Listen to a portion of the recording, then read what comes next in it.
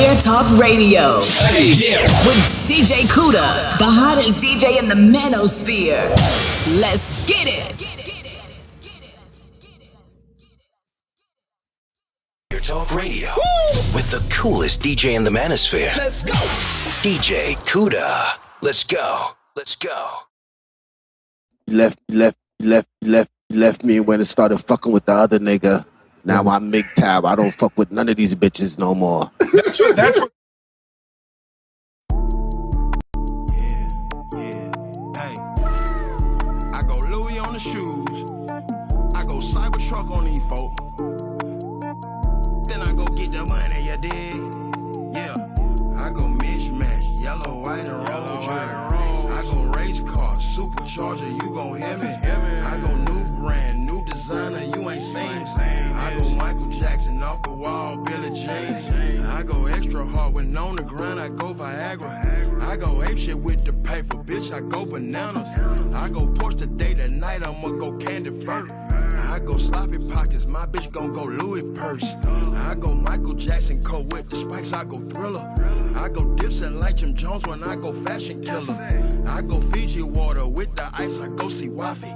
I go dirt bike when I pop it, I go Kawasaki. I go mismatch, yellow, white, and roll. I go race car, supercharger, you gon' hear me. I go new brand, new designer, you ain't seen. I go Michael Jackson off the wall, Billie Jean. I go mismatch, yellow, white, and roll. I go race car, supercharger, you gon' hear me. I go new brand, new designer, you ain't seen. I go Michael Jackson off the wall, Billie Jean. Pulling up Tonka truck, Mickey T's, I'ma go white boy. Fly life, futuristic George Jetson, I'ma go Elroy. In the hood, kicking shit, in my Air Max, I go Bruce Lee. On my hip, Glock 4-0, bang, bang, I go Chief Keef.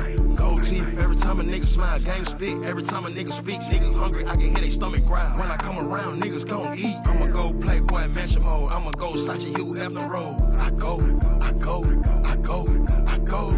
I go mismatch, yellow, white, and roll. I go race car, supercharger, you gon' hear me. I go new brand, new designer, you ain't seen. I go Michael Jackson off the wall, Billie Jean. I go mismatch, yellow, white, and roll. I go race car, supercharger, you gon' hear me. I go new brand, new designer, you ain't seen. I go Michael Jackson off the wall, Billie Jean. Left me when it started fucking with the other nigga. Now I'm MGTOW. I don't fuck with none of these bitches no more. That's what. What's going on, everybody? Shout outs to everybody in the building. It's Player Talk Radio. I am your gracious host, right back at the helm of today's show. Shout outs to everybody in the building. What's going on, fasting? Shout outs to everybody here. Shaka Nulu. Andre.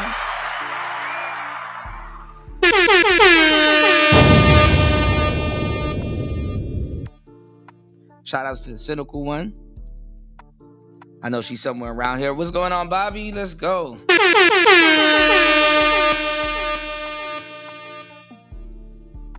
Shout outs to everybody here. Please hit the like button. Please support the show. What's going on, Shiesty Avengers? Let's go, man. It's Player Talk Radio. We are in the building, right back at the helm of today's show. Thank God for another day. Please make sure you send some support my way. We got to keep the show going. There's a lot going on, as you know. It's a lot been going on over here at Player Talk Radio, and we definitely need your support. So if you watch the show and enjoy the show, please support the show. It's Player Talk Radio. It's a lot going on in the world today. We're gonna cover it on today's show, and cover some modern topics and other different things, but I guess we could jump into politics first. You know what I'm saying? Let's get into this. Let's pick up where we never left off. Let's pick up where we are today. It's Player Talk Radio. Shout outs to everybody here. I'm in the building. I'm your gracious host. Let's get it.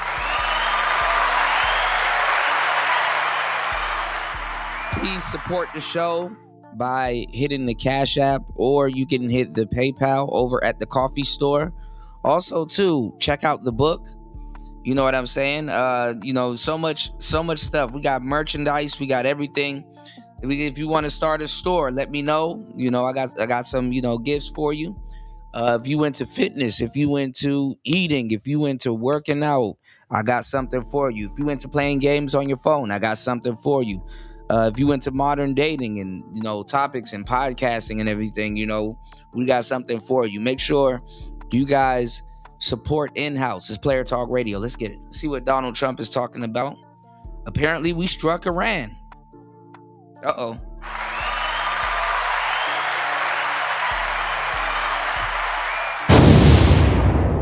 A short time ago, the United States military began major combat operations in Iran. Our objective is to defend the American people by eliminating imminent threats from the Iranian regime, a vicious group of very hard, terrible people. Its menacing activities directly endanger the United States, our troops, our bases overseas, and our allies throughout the world. Uh-oh. For 47 years, the Iranian regime has chanted death to America and waged an unending campaign of bloodshed and mass murder, targeting the United States, our troops, and the innocent people in many, many countries. Among the regime's very first acts was to back a violent takeover of the U.S. Embassy in Tehran, holding dozens of American hostages for 444 days. In 1983, Iran's proxies carried out the Marine barracks bombing in Beirut that killed 241 American military personnel. In 2000, they knew. So basically, in other words, they were stringing us along, when he said that he was ending the war and stuff like that. They were stringing us along, acting like they was going to end the war. And I remember, he was bragging about how he ended the war. And then all of a sudden, Iran, stopped the ceasefire and started shooting missiles. And we had to knock those missiles down. You know what I'm saying? So, and there's some U.S. travelers in Iran, that be streaming and stuff like that. I remember some, Passport Bros was still talking about Tehran and Tehran and it's good there and blah blah blah. So I hope they're okay out there and safe. There's a lot going on this side of the planet. So we're gonna get into it. It's Player Talk Radio. Make sure you guys hit the like button on the way in, and please support the show. I'm not gonna ask that much on today's show because I'll just end this motherfucker. All right, it's Player Talk Radio. Let's get it. And were probably involved with the attack on the USS Cole. Many died. Iranian forces killed and maimed hundreds of American service members in Iraq. The regime's proxies have continued to launch countless attacks against American forces.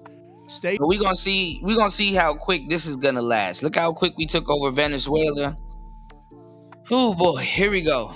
Let's go. In the Middle East in recent years, as well as U.S. naval and commercial vessels and international shipping lanes. It's been mass terror, and we're not going to put up with it any longer. From Lebanon to Yemen and Syria to Iraq, the regime has armed, trained, and funded terrorist militias that have soaked the earth with blood and guts. And it was Iran's proxy, Hamas, that launched the monstrous October 7th attacks on Israel, slaughtering more than 1,000 innocent people, including 46. Now, mind you, we don't need Iran or, a lot of those countries in the Middle East no more. Now that we have, the biggest, the biggest oil reserves, we deal in oil. So we damn near don't need them no more, which is crazy that, we've, if you're a millennial or a Gen X, how much stuff we've gone through, what I'm saying, as Americans in the Middle East.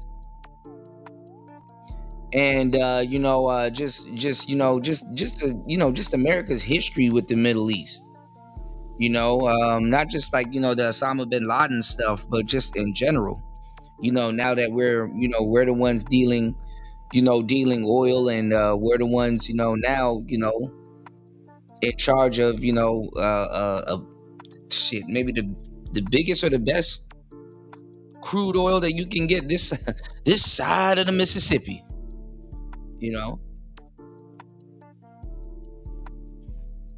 So now it's like, of course we got foreign interest over there, but now it's just something else now. It's really us protecting other countries and allies and stuff like that. And like I said, once this Greenland or Iceland deal goes through, once this Iceland deal goes through, or the Greenland deal goes through, we never really did need the UN anyway. But we'll see. We'll see how this plays out. Americans, while taking 12 of our... What's going on, Jay? Citizens hostage. It was brutal. Something like the world has never seen before.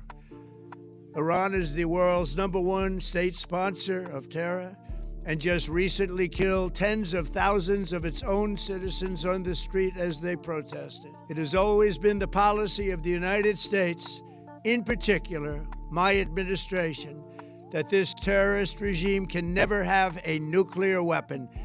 I'll say it again, they can never have a nuclear weapon. That is why in Operation Midnight Hammer last June, we obliterated the regime's nuclear program at Fordow, Natanz, and Isfahan. After that attack, we warned them never to resume their malicious pursuit of nuclear weapons, and we sought repeatedly to make a deal. We tried. They wanted to do it. They didn't want to do it. Again, they wanted to do it. They didn't want to do it. They didn't know what was happening. They just wanted to practice evil. But Iran refused, just as it has for decades and decades. They've rejected every opportunity to renounce their nuclear ambitions, and we can't take it. See, like I said, so they was stringing this on.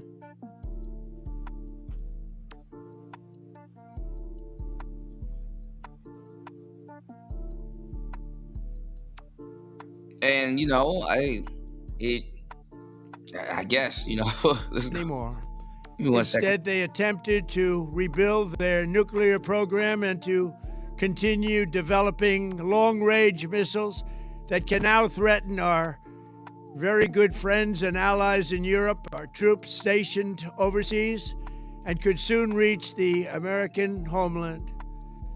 Just imagine how emboldened this regime would be if they ever had and actually were armed with nuclear weapons as a means to deliver their message. For these reasons, the United States military is undertaking a massive and ongoing operation to prevent this very wicked, radical dictatorship from threatening America and our core national security interests. We are going to destroy their missiles and raise their missile industry to the ground. It will be totally, again, obliterated. We're going to annihilate their Navy. We're going to ensure that the region's terrorist proxies can no longer destabilize the region or the world and attack our forces, and no longer use their IEDs or roadside bombs, as they are sometimes called, to so gravely wound and kill thousands and thousands of people, including many Americans. And we will ensure that Iran does not obtain a nuclear weapon. It's a very simple message. They will never have a nuclear weapon. This regime will soon learn that no one should challenge the strength and might of the United States Armed Forces. I built and rebuilt our military in my first administration, and there is no military on earth even close to its power, strength, or sophistication. He said what they won't tell you is that Israel has a nuclear program funded by the U.S. I mean, they probably do. You know, what's going on, EB? In the place to be. There we go. Hold up.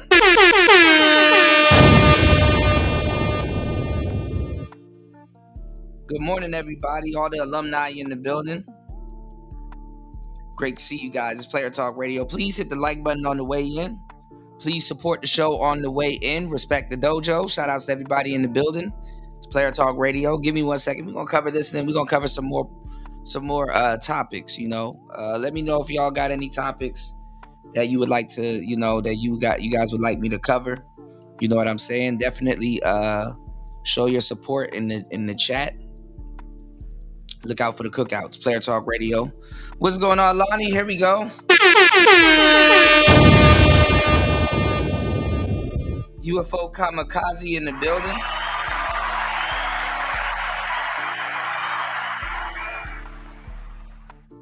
All right, so let's see if the U.S. gonna play around with Iran or if we just gonna go in there smacking shit, you know?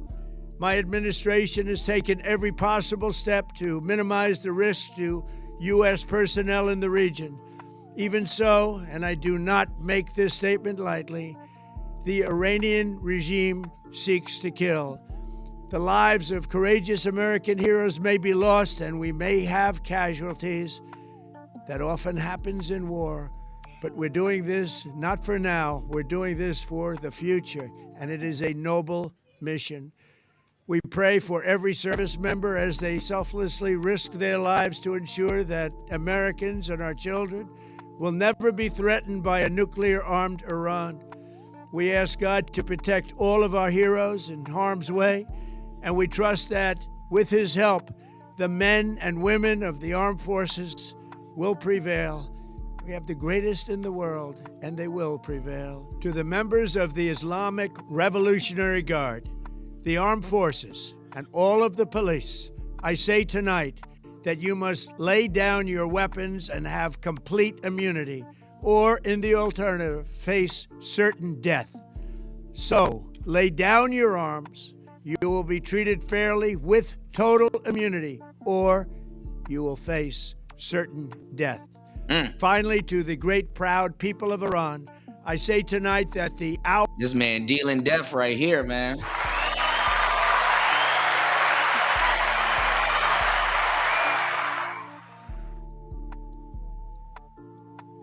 This man dealing death right here. What do you mean, Young Jay? What do you mean, bro? Let me know something. Of your... What's going on, D Chicago? All right, let's go. Your freedom is at hand. Stay sheltered. Don't leave your home. It's very dangerous outside. Bombs will be dropping everywhere. When we are finished, take over your government. It will be yours to take. This will be... He's saying when they finish, they need to, he said, when we get them people up out of here, y'all need to step up. Yeah, get down or lay down, man.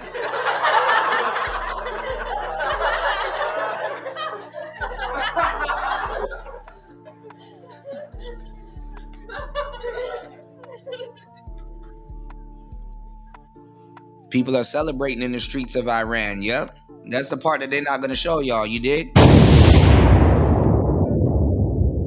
Yeah, we covered that last week, Jay. Yeah, that's old news. We covered that last week. Watch how many black people gonna switch over to DAFA. Because niggas got identity issues. You dig?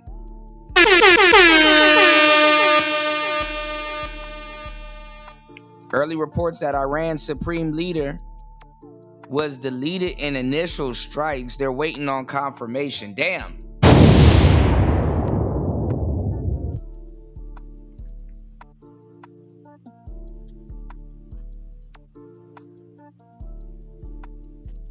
When you lay down, you stay down. Probably your only chance for generations. For many years, you have asked for America's help, but you never got it. No president was willing to do what I am willing to do tonight. Now you have a president who is giving you what you want. So let's see how you respond. America is backing you with overwhelming strength and devastating force. Now is the time to seize control of your destiny and to unleash the prosperous and glorious future that is close within your reach. This is the moment for action. Do not let it pass. May God bless the brave men and women of America's armed forces. May God bless the United States of America. May God bless you all. Uh-oh. Fox News Chief National Security Correspondent Jennifer Griffin. Jennifer, good morning. The operation has begun, and you have some insight on what may have been some of the initial targeting. Yeah, I got you, Jay. I got you. What's going on, Sugar Bum? Oh, Sugar Bum got her old channel back. Or the old avatar. You said, imagine gangbanging over politics would get you fucked over. That's some real shit. That's right, Griff. But before I get to those initial targets, we can confirm that there were sirens not only in Bahrain, but also Qatar. That is significant because it suggests incoming missiles into both of those countries where the U.S.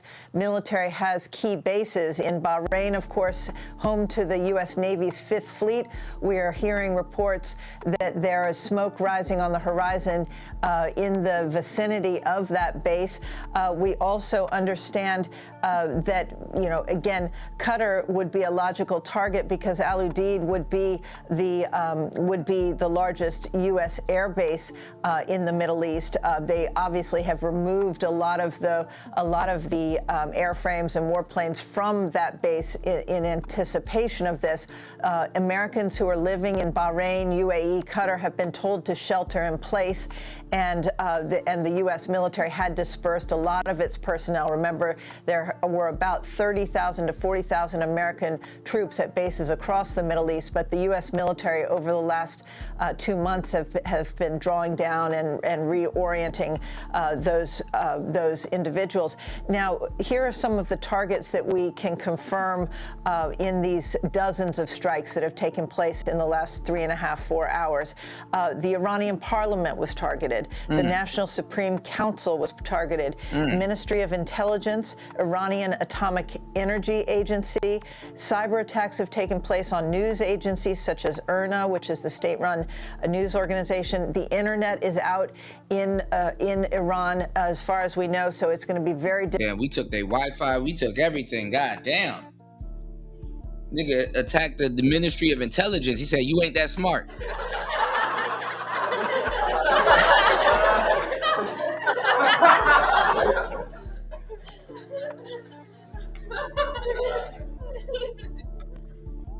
Oh, you want to be smart?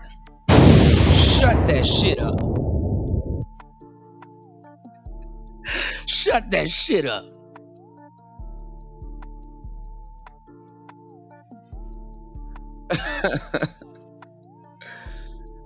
You know what I'm saying? Y'all hit the like button, support the show. Let's get at least 1 or 2 contributors. America was like, Try your final card, Yugi. Cause after that, 3 blue eyes white dragon are gonna mash up your blood clot. It over. It no done yet, Kaiba. Cause me have this. Exodia, the wicked one. What that? Me have all 5 pieces pon the field.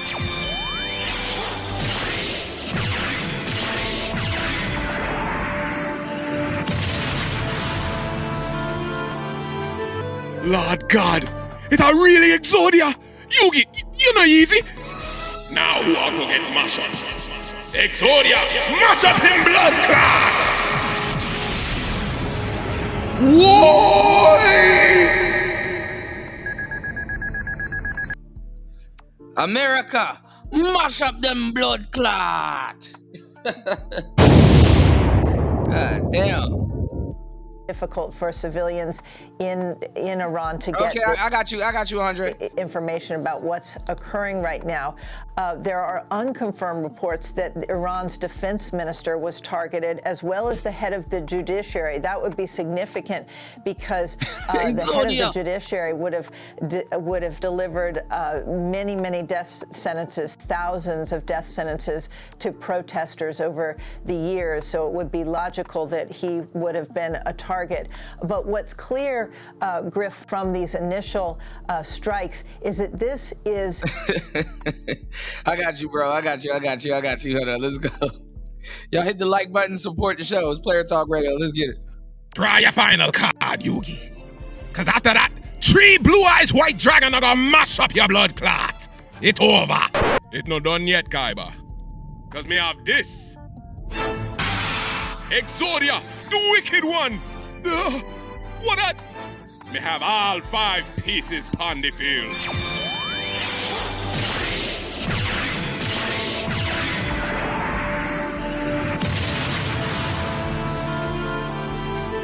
Lord God, it's a really Exodia. Yugi, you're not easy. Now who are gonna get mashed up?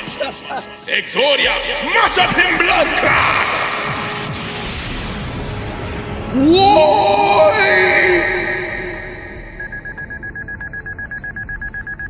He said, now you have to get mashed up.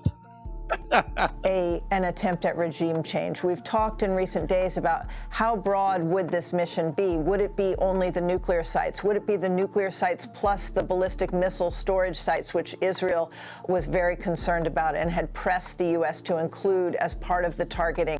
Now it is extremely clear that this is a targeted, the strikes are targeting Iran's. He did give them plenty of time because they were playing around with him. They were absolutely playing around with him.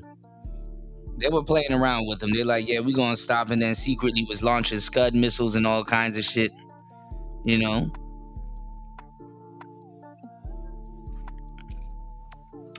Yeah.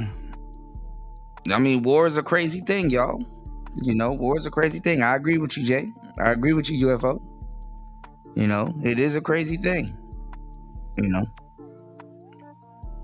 But sometimes you have to get mashed up, man. Leadership, including the Supreme Leader Ayatollah Ali Khamenei, who Lucas Tomlinson was reporting took power over 37 years ago. He took over in 1989. He's the longest serving leader in the Middle East.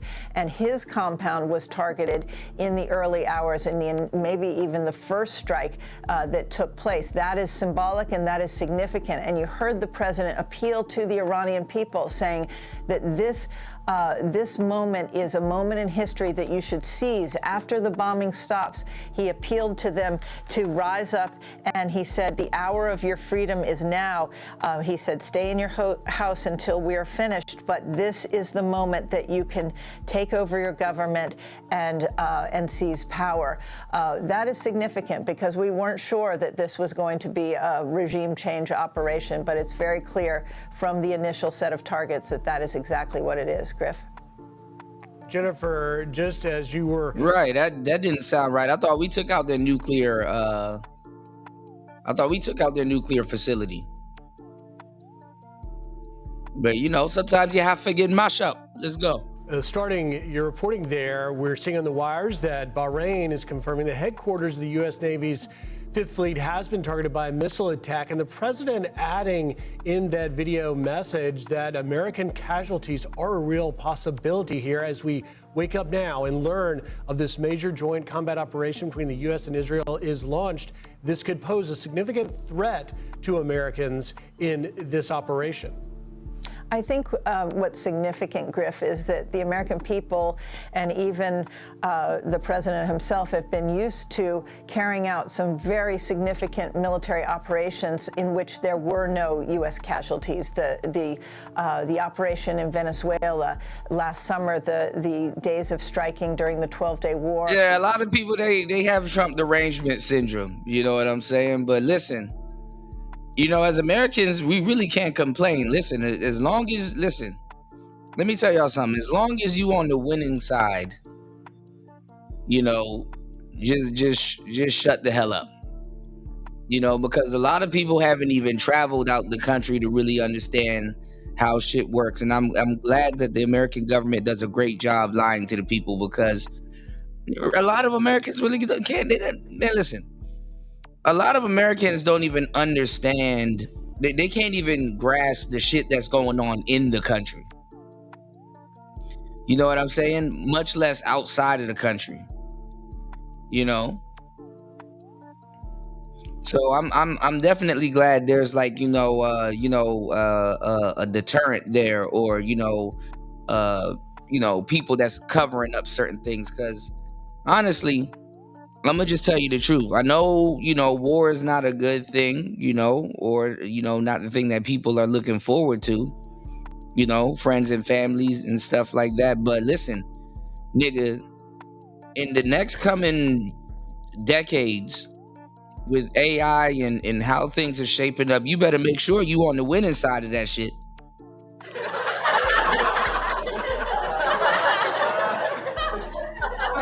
You better make sure you on the winning side of that shit. Half y'all niggas will never go to Iran.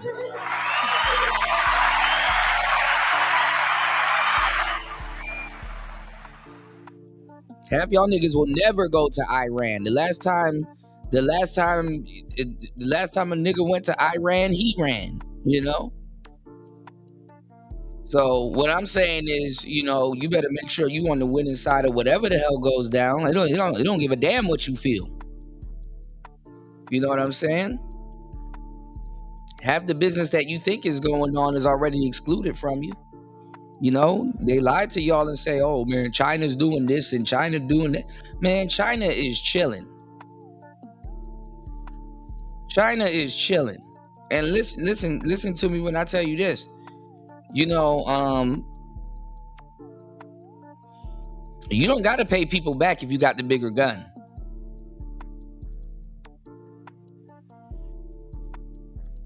You don't gotta pay people back unless you got the bigger gun.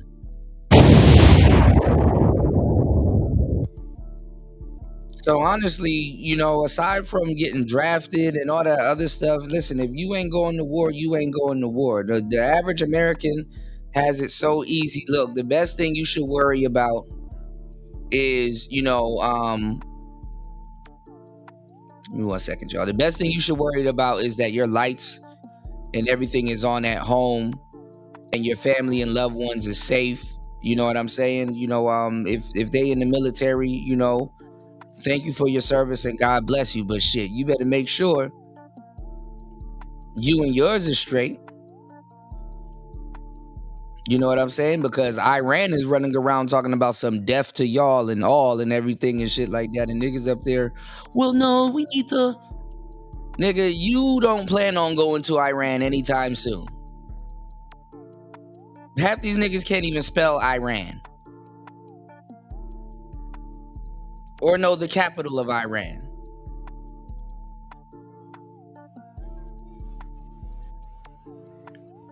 So respectfully, what's going on, Guido?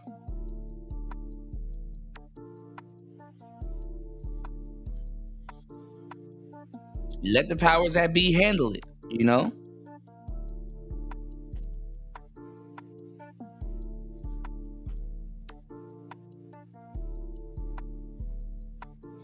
Sit your $5 ass down before I make change.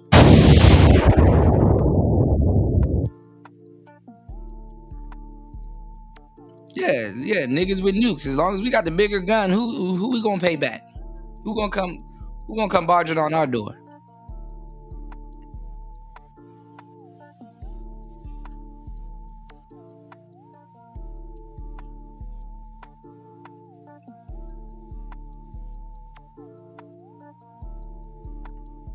All right, y'all hit the like button.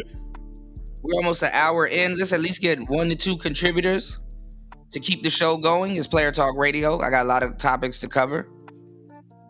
Aside from politics, let's go. It's Player Talk. Targeting the nuclear sites. it's significant that the U.S. has not put ground troops in the Middle East. So that is a big difference from the 2003 Iraq War.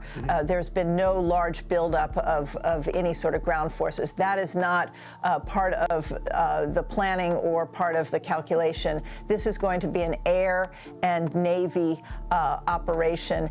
But again, the Iranians, while they may have been stunned and surprised in the initial hours, and it took them about 3.5 to 4 hours before they launched their first missiles toward Israel and now toward the U.S. base in Bahrain and as well as in Qatar, they were likely, the command and control was likely disrupted in those initial hours. There was likely some electronic warfare so they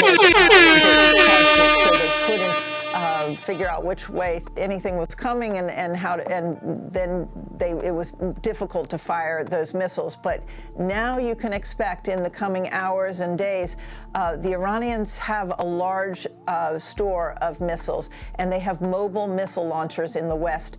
And at the narrowest point in the Strait of Hormuz, it's just 21 miles across. So those cruise missiles can be fired, and ballistic missiles, and it takes literally minutes before they reach their target. So that is very hard to defend. And see, y'all listening to women about war and weapons and shit like that. We got missiles that launch the minute their missiles launch to intercept their missiles.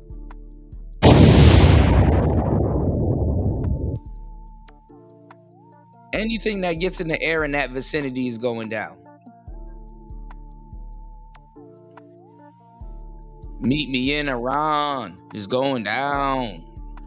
Even if you have Patriot missile defense systems and THAAD missile systems. And so the U.S. military had done a really good job of drawing down at those bases. I doubt there were more than a few dozen people at the Bahrain headquarters of the U.S. Navy's Fifth Fleet. So again, the president preparing the American people that there could be casualties, and that that's unfortunately a side effect of an outcome of war. But again, the American people have gotten used to having no casualties in these recent, very successful operations that the military. Let me know if y'all want me to open up the panel. I got y'all. Carried out. That may not be the case with this. This is a much different operation involving many, many more troops and airmen and sailors. And it is, very possible there can be accidents as well as strikes by the Iranians. That cannot be ruled out at this point. And as we learn more, Jennifer, we'll find out exactly how this initial operation started. But I think it was very fascinating that you brought up, of course, the invasion of Iraq in 2003, a ground invasion. And the force posture at that time had 5 U.S. carrier strike groups in the Mediterranean, in the Arabian Sea, in the Persian Gulf. This time we've had 2, the Lincoln in the Arabian Sea and the Ford in the Mediterranean, a different posture. But one thing that we have now that we didn't have then is the technology to advance map some of those defense systems that Iran has, particularly using our F-22 Raptors, seeing that unprecedented positioning of a dozen Raptors sitting on the tarmac and Ovid Air Base in Israel. And talk to me about the technology. All right, see, they be, a lot of the people on the news, they be lying to y'all. We know exactly what Iran has. We've already, penetrated their forces. We've already went in there and took some shit and knocked some shit out. We already know what they have. This is not like, oh man, we don't know what to expect. We gotta ramp up and rile up the American people and we may not have the defense for the weapons that they have. We got all the defenses for. We know what they have. We damn near gave it to them. How the hell does somebody has your hand-me-downs and you, man, I don't know what they got. We know what you got. That was our shit. Our stickers are still on their missiles.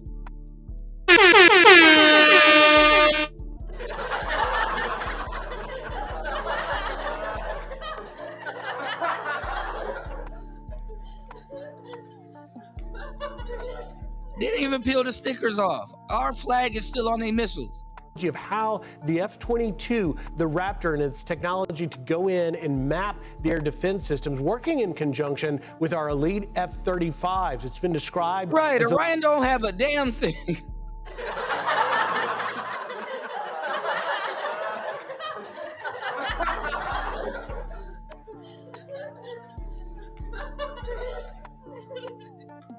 Guido, we know everything they got. And Russians and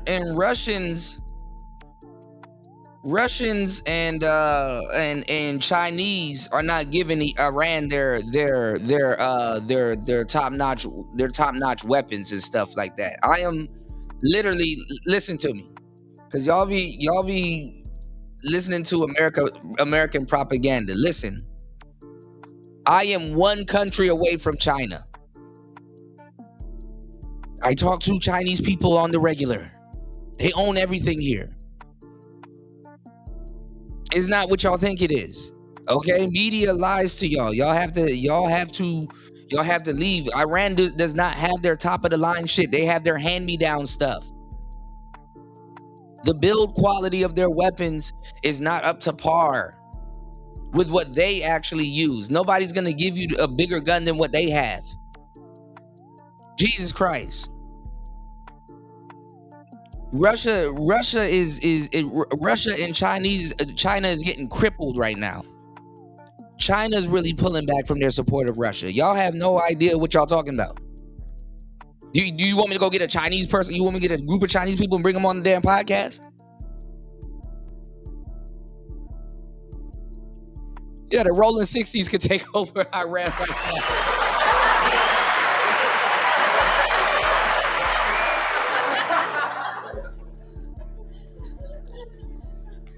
This is what y'all are not factoring in. There's too much land out there for them to fucking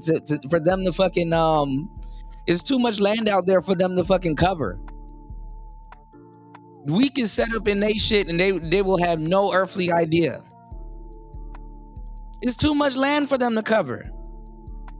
They don't have the willingness, they don't have the capacity. They don't have it. They're not against us. See, they can play with Israel and all them other little neighboring countries and shit like that. They really can't strike us. Their hand is tied behind their back with us. And then guess what? They can't rely on Russia. Russia's in some other shit. They don't really have the oil and the means to really give them any more weapons that they already don't have. We don't know if China is gonna step in or not. China's like,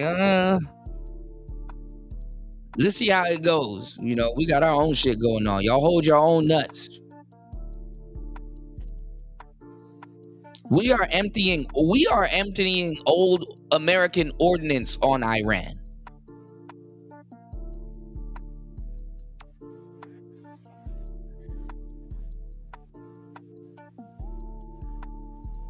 And little do y'all know, China don't even really, I don't even want to say this online, because I'm close. I'm like one hop, skipping, a jump away from China.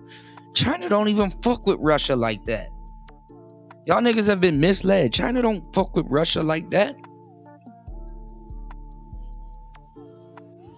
They just check in. Russia, I mean. A little bit of a 1-2 punch. You've got a quarterback, the F-35, and the F-22, the Assassin. How that may have played a role here in helping critically disable Iran's missile defense system. Well, I think it's probably premature to say that their missile defense system has been disabled at this point. Certainly last summer it was degraded. My niggas talking about some Iran weaponry. Nigga, we done took out their internet and all kinds of shit. What Iranian weaponry? What Trump is saying is that there's going to be casualties because basically they're going to strike back. Our people are over there. They're going to strike back. That's just, it happens with war.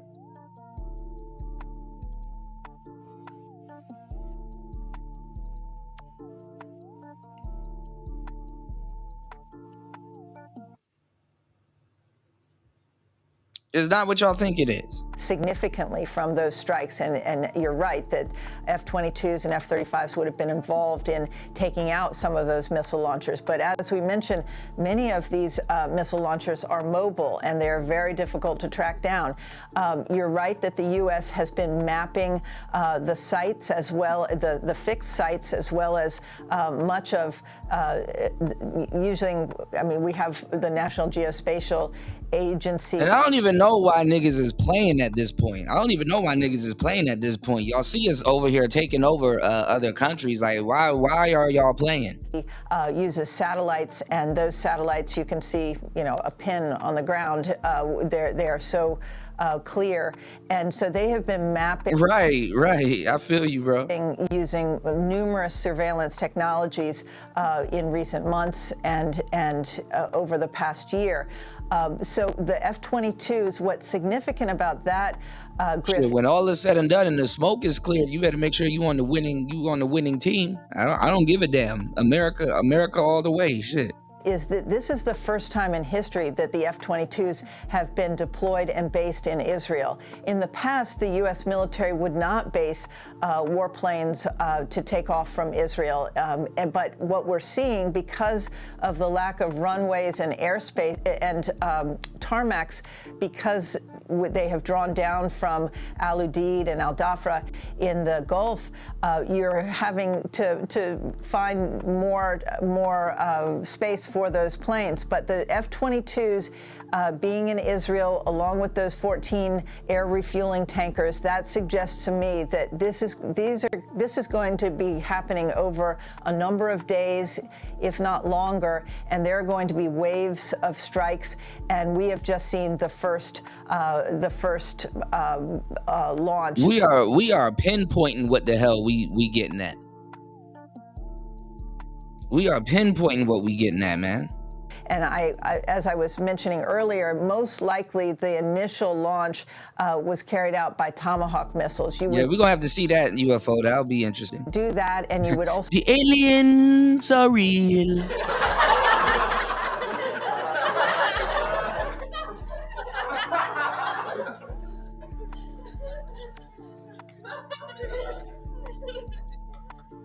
Trump going to war with some aliens is crazy. The aliens are real. To use standoff weapons that can be fired from outside of Iranian airspace to protect your forces and your planes while you see what the Iranian missile defense and air defense systems, which ones have survived, how many have survived, and you'll know that pretty soon after this initial launch. And just lastly, Jennifer, as our viewers are waking up with combat operations just starting, let's talk about sort of the last we heard. This is the thing, though. The reason why there's gonna be casualties and stuff over there is because we're gonna be protecting Iranian people, and a lot of our soldiers are gonna get caught up in,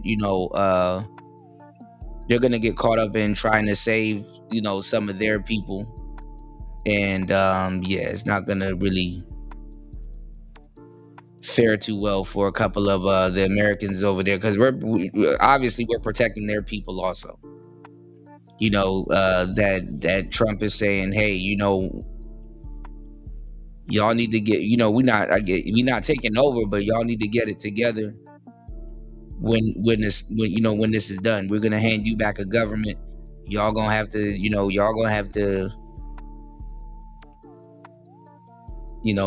put foot to ass, of negotiations.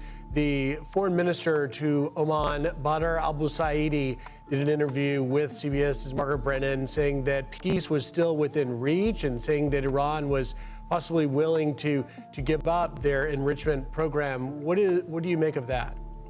Hit the Cash App, y'all. Support the show.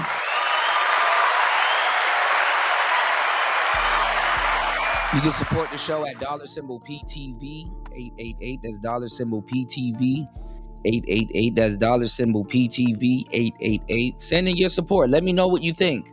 If you guys would like to call in, please support the show. Call up. You can call in, chime in, let the world know. What's your thoughts about it? If you think I'm wrong, call in. If you If you guys want to chime in on the topic, you know what I'm saying? Definitely support the show. It's Player Talk Radio. Let's get it. Well, I think the problem is we didn't hear that from the Iranian leadership themselves. We didn't hear it from the Iranian negotiator, the foreign minister, Araghchi, when he was in Geneva. And after those talks took place in Geneva, the Omani foreign minister did his level best. He was mediating in Geneva between Steve Witkoff and Jared Kushner on the one hand, and the foreign minister Araghchi of Iran on the other hand. The two sides were still pretty far apart from what I understand. And one of the problems is that the Iranians continued to stick to their talking points of that they have the right to enrich uranium. Now, there was some significant movement, according to the Omani foreign minister, that they had offered some concessions about with the highly enriched uranium and how to deal with that and where to hand it over in some ways.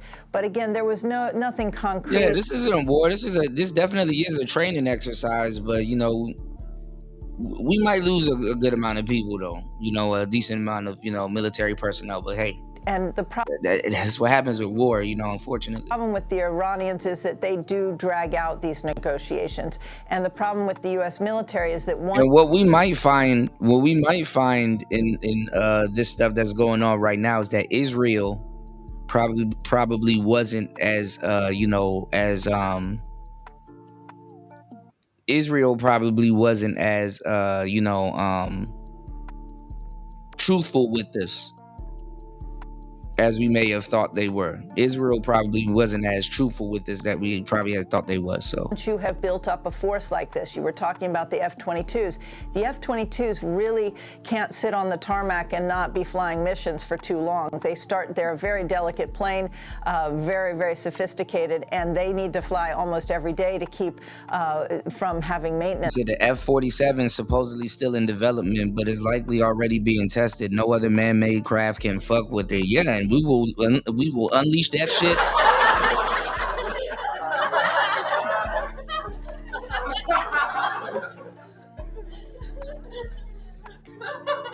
And we will unleash that shit right on them niggas. It's a problem. So you can't really set the force and have it sit there and wait for too long. You have the exhaustion of the force itself, being in a ready status.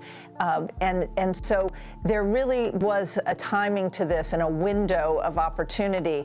You also have to look at the weather. The weather in February is a lot better than it is in March. The rains begin in March.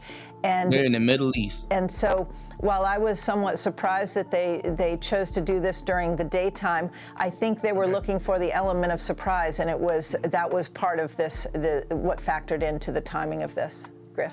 All right, National Chief Correspondent. I mean, there is no element of surprise when the nigga been saying for the longest time, listen, I'm not going to tell y'all again. Get y'all shit together, or we going to come barging in that room. Here we are. Let's go. Jennifer Griffin, thank you very much. Hey, Sean Hannity here. Hey, click here to subscribe to Fox News. Trump been talking about, listen, if he was like, listen, y'all in Iran need to get it together. But if anything, we're gonna strike, we're gonna hit Iran first. And their leader been talking real saucy. We're learning now a joint. I don't understand how y'all don't realize, like, bros, pipe down. Don't, y'all saw what happened to Maduro, but hey. Operation between Israel and the U.S. That's right, Michelle. Just moments ago, the president made a post on social media telling y'all there's a price to talking saucy. Media. It was a video. He announced that a short time ago, the U.S. began major combat operations in Iran. As you heard Ian mention there, the president said the objective is to defend American people, to eliminate imminent threats from the Iranian regime, calling the regime a, quote, vicious group of people, going on to say that its menacing activities directly endanger the United States, our troops, our bases overseas, and our allies throughout the world. Now, this comes as the region has been on edge for weeks. The president, we have heard him over the last few weeks repeatedly threaten military strikes against Iran if its leaders did not agree to its demands, including reining in its nuclear program. At the same time, we have seen the U.S. Build up this massive force in the region as we were waiting for potential action from the president. Now, we also know that these diplomatic... It's crazy that you have to tell the average American, like, hey, bro, hey, respectfully, I get it. Nobody wants to go to war. This is not a great thing. But you're practicing a modicum. You're practicing a level of sympathy. You're practicing a level of sympathy that Iran will not practice for you.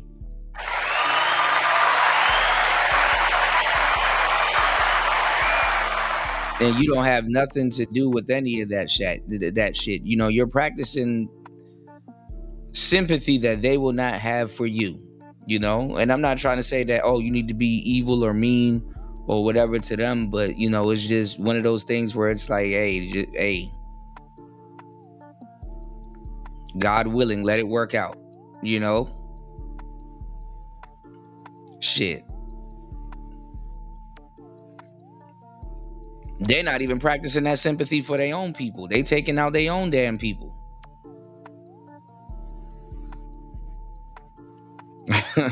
Talks have been ongoing. But as of last night, the president expressed his dissatisfaction with the state of negotiations, saying that they need to make a deal and they don't want to go far enough. But the president, throughout the last few weeks, has been stressing that he wants to see diplomacy here. And just yesterday, he said they hadn't made a final decision, but he wasn't happy with the state of negotiations. But again, this also comes as, you know, we have been waiting for the president to explain clearly to the American people about what his ultimate objective is. Is this about the nuclear deal? Is this about the ballistic missile program? Is this about regime change? Selena Wang joining us from D.C. Thank you very much. And we want to go to Martha Raddatz, and who can explain. She has covered the region for years in that region. Martha, tell us the latest of what you're learning. Well, what we know now, this joint strike between the Israelis and the U.S. is that U.S. strikes involve a mix of U.S. aircraft and Tomahawk cruise missiles fired by U.S. Navy ships in the region. So this is a large-scale attack. This is not, it does not appear to be this limited strike, one of those options that President Trump was given, and that option involved making a preemptive strike to bring the Iranians to the table and be on the side of what the U.S. wanted. But clearly those negotiations have really already broken down. I'm certain that the Iranians expected this. They knew those negotiations had essentially broken down. They knew from President Trump's public... All right, so why y'all feeling bad? They knew this was coming.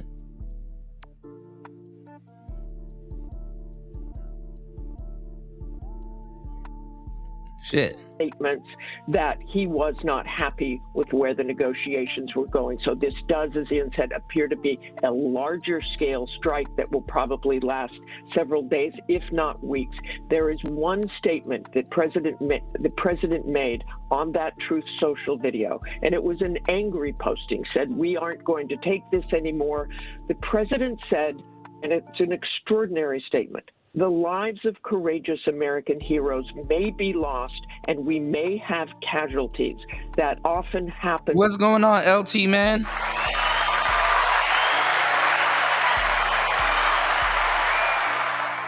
Welcome to the show, man. Good to see you as always.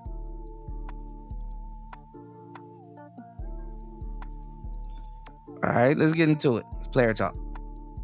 In war, but we're doing this not for Shouts now, to LT but we're man in the doing this building. for the future, and it is a noble mission. This is the first time we have heard the president say anything about this to the American people, to give this kind of warning, to the American people. He has simply said that the U.S. will not allow Iran to have a nuclear weapon, but he has not prepared the U.S. public or Congress for what may happen here. Again, the statement, the lives of courageous Americans. Yeah, we were just watching it. Their internet is cut off. A lot of stuff is going on. And then also, too, UFO Kamikaze said that we might have taken out their leader.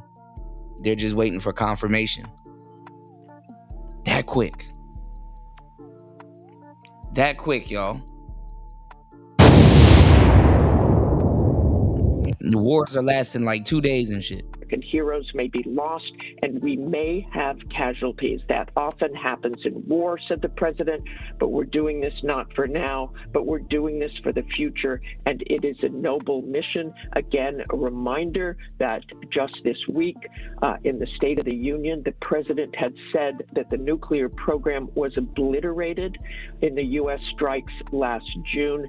That is clearly not what the U.S. believes anymore. They believe that the Iranians are capable of building a nuclear weapon, and they are trying to stop that. And they're building them underground too.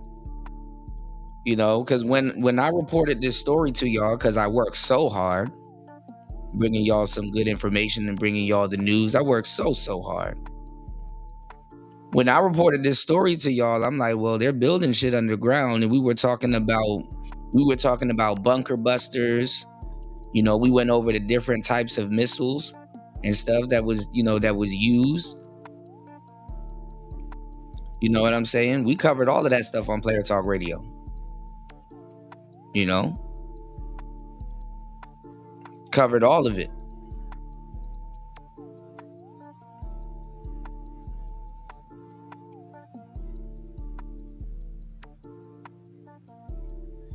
All right, let's go. Happening. A reminder also that this was a president who came into office as America First. He did not want to involve the U.S. in wars, but so far this is the third. These are the. I got you, LT, man. Third strike that the president made since just being in office. And Martha, Iran has definitely also talked about how it would respond if there were any strikes that were made again. We want to go to ABC News analyst and retired Colonel Steve Ganyard. Steve, with Israel making that first strike and along with the U.S. now entering that, what it calls that U.S. joint strike, and with the president's sobering message about U.S. troops, what does that signal to you in terms of the military buildup there, of how long this could last? Yeah, Michelle, if you remember in Midnight Hammer, the previous attack on Iran. What's going on, Paul? It was actually fairly low risk. We put lots of airplanes over Iran to make sure that the B-2 successfully get to their targets, and hitting the nuclear sites. Now, this seems to be much more. That's what I'm trying to say. Y'all was saying that they got advanced weaponry and all kinds of stuff. It's like, no, they don't. No, they do. Bro, we was hitting Iran with planes in the daytime. We wasn't even trying to hide our planes.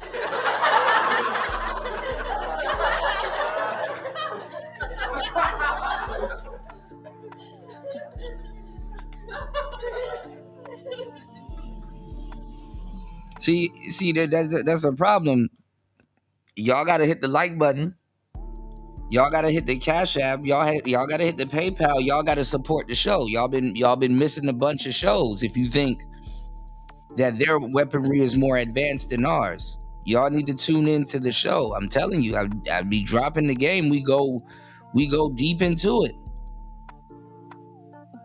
Did you know? A lot of y'all don't know, but if you were here and you was watching our coverage of a lot of this stuff, you would know. If you supported the show, you would know that we already talked about some of the stuff that we were using when we were over in Venezuela. You know what we used? We were using sonars. Go look it up. Or you can just go watch the old show that I did months ago where we talked about it. We using sound waves. We deafening people. We disarming military personnel on the ground.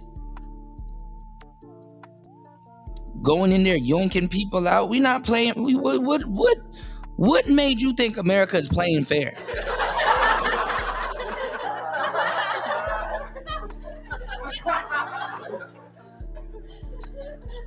You think we just hit them with a missile and be like, oh my God, don't hit us back?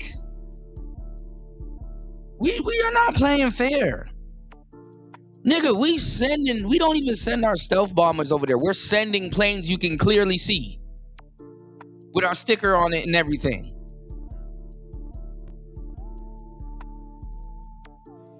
We are not playing with these people.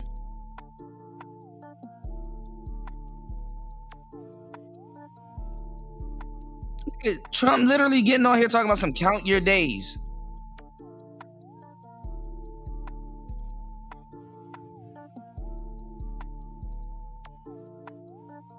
This shit is funny, man. Man, they got missiles, Kuda. Nigga, we got missiles too. The only thing that they can attack is our shit that's over there, or our allies, or our people that we're trying to save to put in office once we wipe them out. Because we're protecting their people.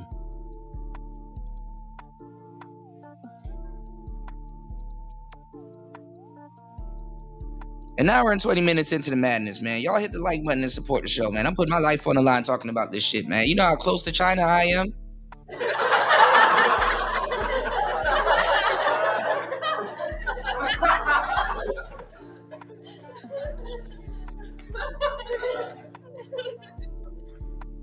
So I'm glad that thank you, Paul. Thank you, Paul, for putting the cash app up. I'm glad that the American government is doing a great fucking job lying to the American people. Is good. It's good politics. Because the number one people you have to lie to is Americans. Because we believe everything.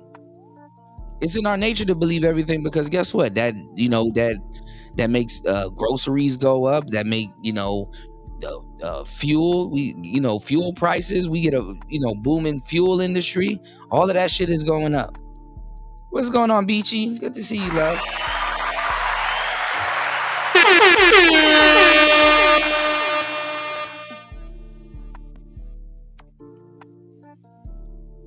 I see you putting in work over at Sharon's show. Shout out to let's go.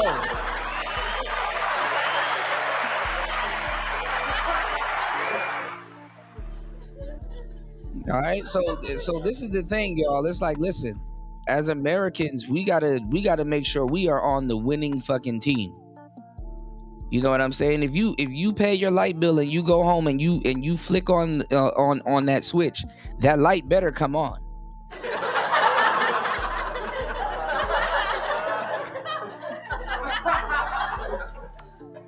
That light better come on.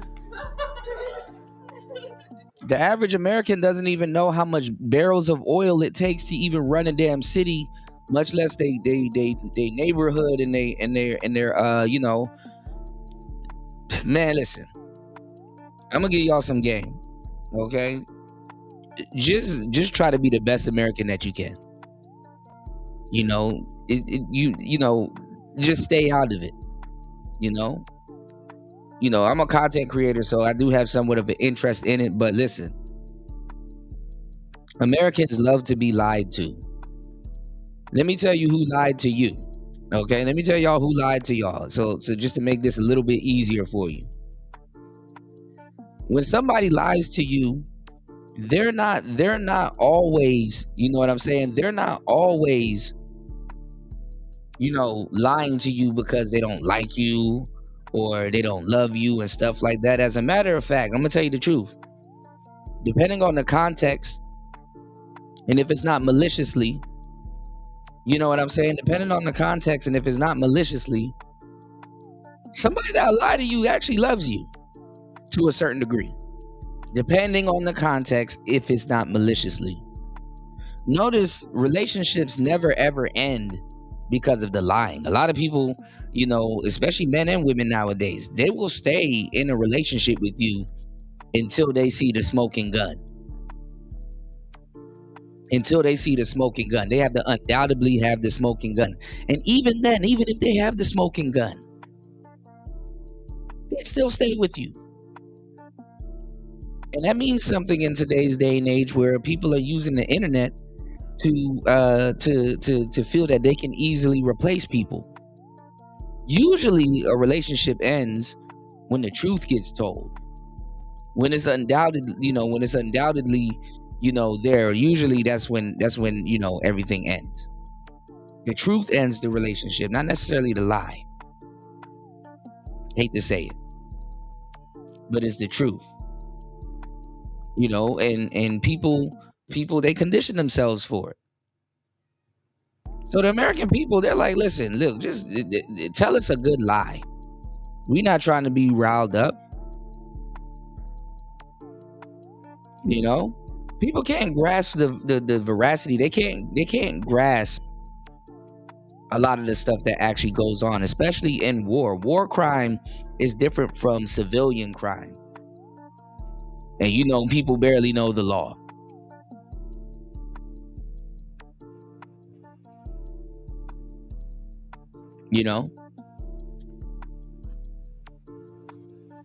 So we talk about, we can't be the saviors of the world, yet when we do some stuff that's in our best interest, the same people that'll tell you, we can't be the saviors of the world, Kuda. Now they want to be the savior of the world. Listen. You have to understand, you got people in Venezuela, they're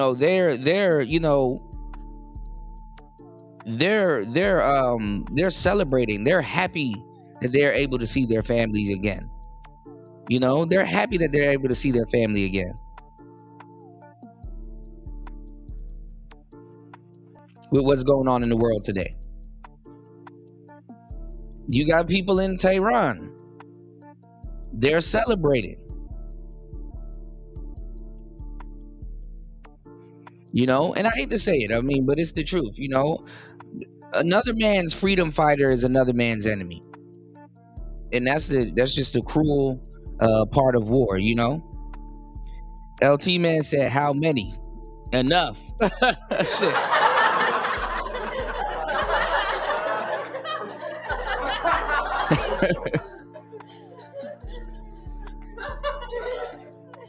Shit, enough for us to be barging on they door. Come see about that oil, He said, by the way, I love your AI thumbnail. Me too.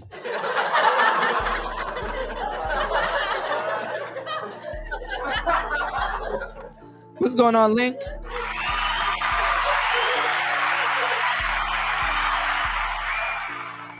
Shout outs to everybody in the building. Please hit the like button. Please support the show.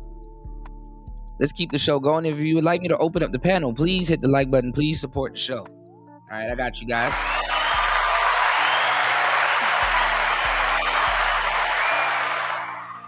If you guys would like to chime in, maybe I'm wrong.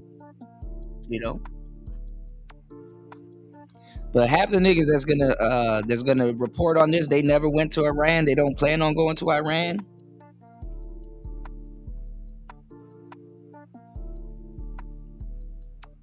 They don't even know the capital.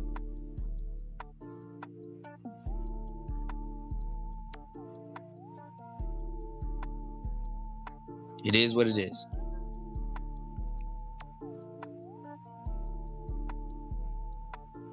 Let's go. Widespread. We're getting preliminary reports of what appears to be decapitation strikes within Tehran, going after the leadership in Tehran, going after not only the theocracy but the military leadership in Tehran. But there's also many strikes around the country that look like they're targeting missile sites. This has been the real worry about the ability of Iran to go out back and retaliate against Israel and all of the U.S. allies within the Gulf. So the other concern besides nuclear sites and the leadership sites have been the ability for the Iranians to strike our allies and Israel with missile retaliation strikes. And Steve, as Americans are joining us tonight across the country watching this unfold, we're seeing video from Tehran where Israel and the U.S. have entered into joint strikes targeting sections of Tehran. We don't know exactly what their targets are at this time, but what should Americans take away from this? We have a huge military presence across the region there, some 35,000 spread out. What does this mean for American families here watching? Everyone has a loved one who's in the military or knows somebody who is. Yeah, the U.S. military has gone to great lengths in the past few days to make sure that any U.S. troops within the region are. Yeah, Link, we struck Iran, you know, so it's on like popcorn. That were vulnerable have been moved out of the region. So most of the aircraft. Shout outs to Truth Only in the building.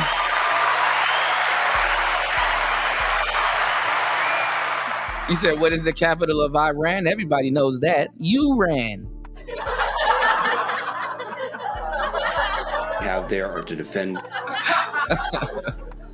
our allies in Qatar and the UAE. I'm just trying to keep it lighthearted on today's show, y'all. I know this is a very serious issue, you know. And Saudi Arabia. We've flown in lots of anti-aircraft capability to bring down missiles and aircraft that might come in a retaliatory strike. So the U.S. has done a lot to lower their footprint within the region to take away any potential retaliatory targets that the Iranians may look to take down in the hours and days to come. I think the real point here in what the president was saying is... And then they were targeting Americans. They were targeting endless Americans over in Qatar. I remember covering this story. A lot of y'all forget that. They were targeting Americans over in Qatar. This is going to be a long-term effort, and this isn't just a pinprick. They're going after missile sites. They're going after nuclear sites. The president did mention naval sites. So down in the Strait of Hormuz, way down in the southern part of Iran, you have a very narrow channel where about 20% of the world's petroleum goes through every day. And Iran can't even really protect itself.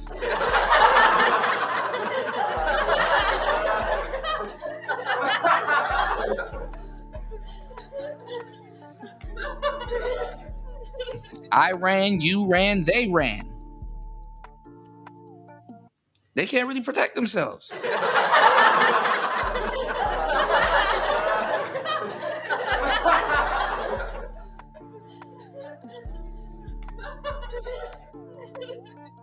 Super duper shout outs to Truth Only dropping the huge.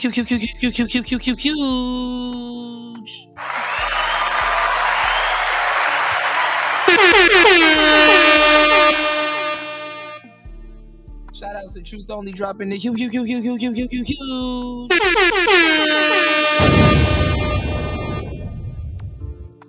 $5 on the Cash App starting off the support. Thank you so much for supporting the show. Please hit the like button on the way in. Please support the show and respect the dojo. Let's go.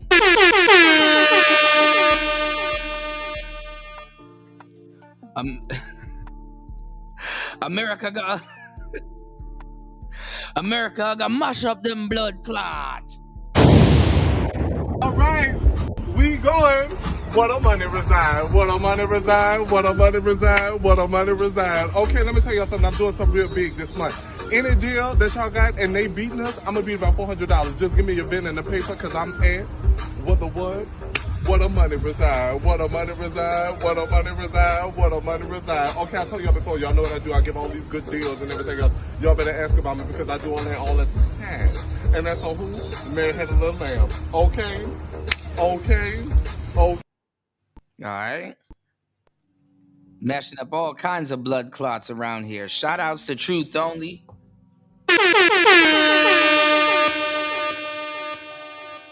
So the Iranian Navy has had the ability to close that, which would have repercussions for markets and economies around the world if you took that much oil. Iranian car sales off the market. So the U.S. is hitting things that Iran could do to affect the rest of the world, which include nuclear sites, missile sites. We already know what's going to happen to Iran. And he's not talking about taking it over. He's telling them to get their shit together. We already know what's going to happen to Iran. We don't need them anymore. Draw your final card, Yugi. Cause after that, 3 blue eyes white dragon are gonna mash up your blood clot. It over. It not done yet, Kaiba. Cause me have this. Exodia, the wicked one. What that? Me have all 5 pieces pon the field.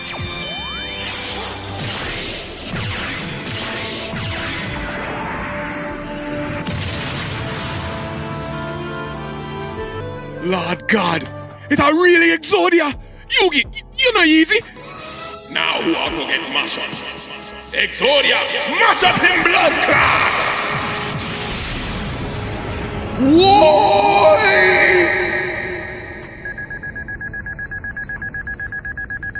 Shit. Wallahi. Let's go. Let's go. The Navy that may be able to close the very strategic waterways that could affect the rest of the global economy. So a very interesting target set. We don't need Iran. Much more, in detail. Nigga, we got all the oil we can choke on. We could power Voltron with all the oil we got. We got all the oil we can choke on. Like we don't need Iran. And the quality of the oil that we got is a lot better than theirs, you know? Hey. And much more widespread than we'd seen in previous strikes. And Steve, I want to ask you, this is... So they confirmed it. Was he... Hold on, let me see. Give me 1 second, y'all. Breaking news. Hold on. Mash up them blood clots. Y'all make sure y'all mash up the like button and support the show. Hit the Cash App, hit the PayPal. Hold on, y'all. We doing the news as it's coming in. Hold up. Give me 1 second. I gotta do a little bit of research. Hold on, y'all. Probably the biggest buildup in several decades. How does this compare to the Gulf War buildup? Yeah, it's smaller just because the U.S. military is smaller since the Gulf War, but almost, Michelle, half of the deployable air assets. You know, it's funny, Lonnie. I was playing Q the Fool and No Savage earlier too. You know, hey. That the United States have been moved into the region, so a lot of air power in the region. The interesting part about this strike is that most of that air power has not been allowed to launch from bases in the region. So in UAE and Qatar and Saudi Arabia, they've said that you can't launch your aircraft from our bases to go after Iran. So much of what's happening now is coming off the USS. The 2 aircraft carriers in the region, one's in the Persian Gulf, or south of the Persian Gulf in the Indian Ocean. One is in the Mediterranean. So the USS mash up them blood clot. USS mash up them blood clot. Naval power, lots of cruise missiles. They are launched either from submarines or from destroyers. And so this is, at this point, a lot of standoff missiles. We're seeing some very interesting video of cruise missiles. Okay, Truth Only said, Kuda, Nick Fuentes said 2 days ago this was going to happen, and last night he canceled his show. Minutes later, they dropped bombs. Nick, the only truth teller on this subject. People, that's funny if it's true, you know? That's crazy if it's true, you know? You know, people like Nick Fuentes, they have, whether people believe it or not, they have inside, you know, information, you know? You son of a bitch. You piece of shit. You fucking goddamn fucker. Listen, fuckhead. You have fucking crossed the line. Get that through your goddamn fucking head. Stop pushing your shit. You son of a bitch. You piece of shit. You fucking goddamn fucker. Listen, fuckhead. You have fucking crossed the line. Get that through your goddamn fucking head. Stop pushing your shit.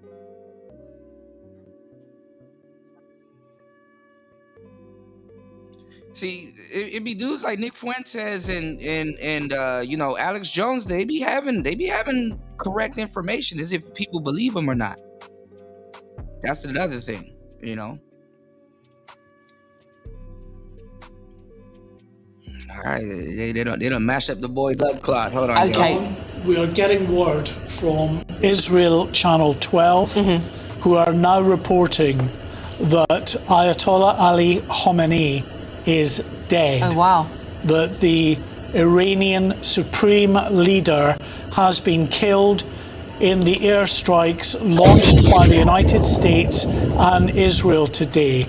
A determined effort by President Donald Trump to topple the Iranian regime. And if true, the reports coming to us now from Israeli Channel 12 that Ayatollah Ali Khamenei is dead, then they have indeed toppled the very head of that regime.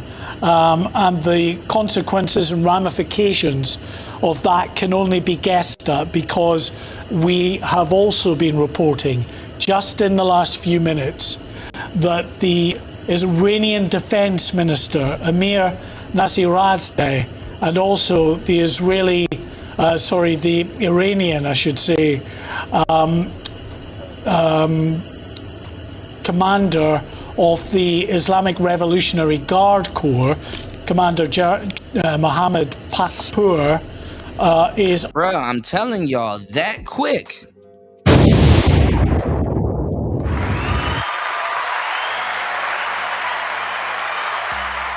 That quick, y'all. Get out of here, you damn nigga! That quick. Out of here. Raul! Out of here. Raul! Also dead. Okay, I gotta check it out. Over on Rumble. Okay, hold on. Let me click the link. I got you. These two top officials, one a military official, the other a civilian official in charge, of course, of the military, the Iranian Defense Minister, and the head of the Islamic Revolutionary Guard Corps, according to... Link says, so what does this mean? So basically what Trump is trying to do is he's saying he's trying to get their regime out of the way so that the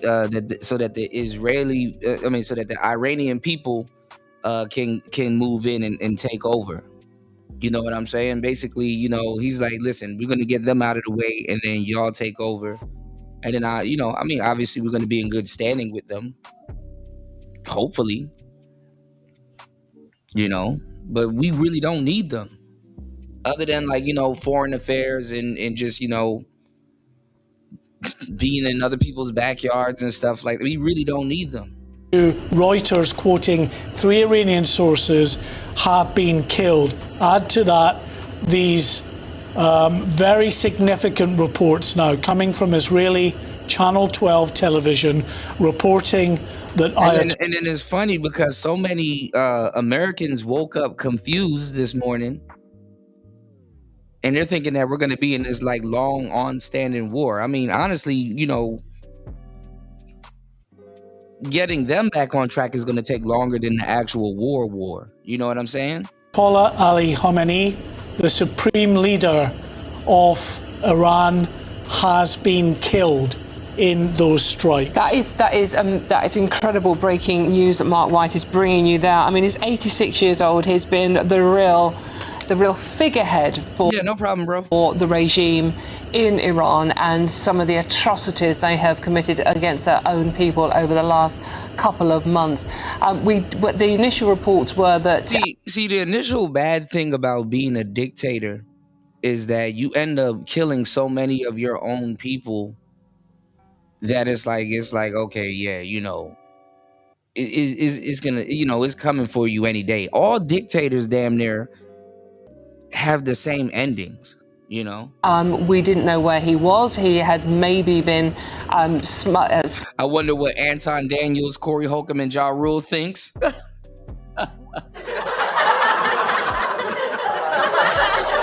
Smuggled out of the country. But do we know any more? Was he killed? Was he still in Iran, or we don't know? Those reports, we don't have details as yet, but certainly when I was reporting first thing this morning on the strikes, we got I wonder what T Grizzly, Little Uzi, and Little Yachty thinks, man. Message from the Fars news agency in Iran, obviously the state-run news agency there, very quickly suggesting that the Ayatollah had been put on a plane out of Tehran, the Iranian capital. Effectively, they were suggesting to us, out of harm's way and away from any attempt by the United States or the Israelis to take him out, because I mean, he might be still alive, you know. He just got to go into hiding, you know. We had confirmation from multiple sources during the morning that, as well as strikes that were targeting military targets and also targeting ministry buildings belonging to the regime in the likes of central Tehran, what you were also seeing were decapitation strikes aimed at the figureheads of the Iranian regime. And the very top of that pile. What are you guys' thoughts, though? You know, I know a lot of people don't like Trump, but hey, what are y'all thoughts? LT Man said, who cares about everyone else's opinion? I want to see and hear what P. Diddy.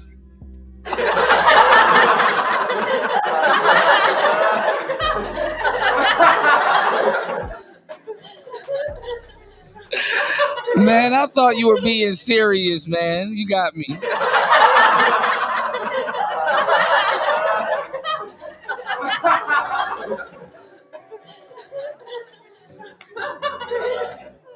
He got me, man. He got me good. Man, I wonder what Tekashi 6ix9ine thinks about this, man.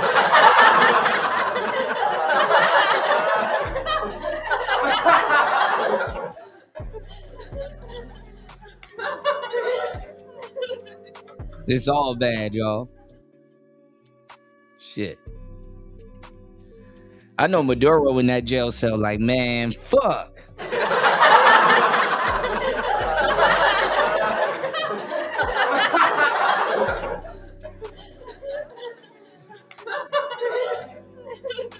You know, Valentine's Day just passed. His wife probably mad as shit. Like, man, why does nigga have to go run his fucking mouth, man?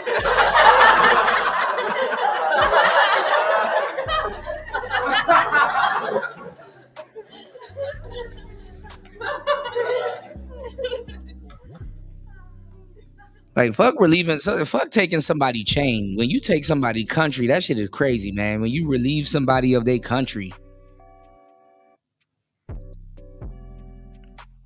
Yeah, I don't know. I think 50 Cent is cooking something up, y'all. You never know, man. We're going to talk about that, Lonnie. Shout outs to everybody here.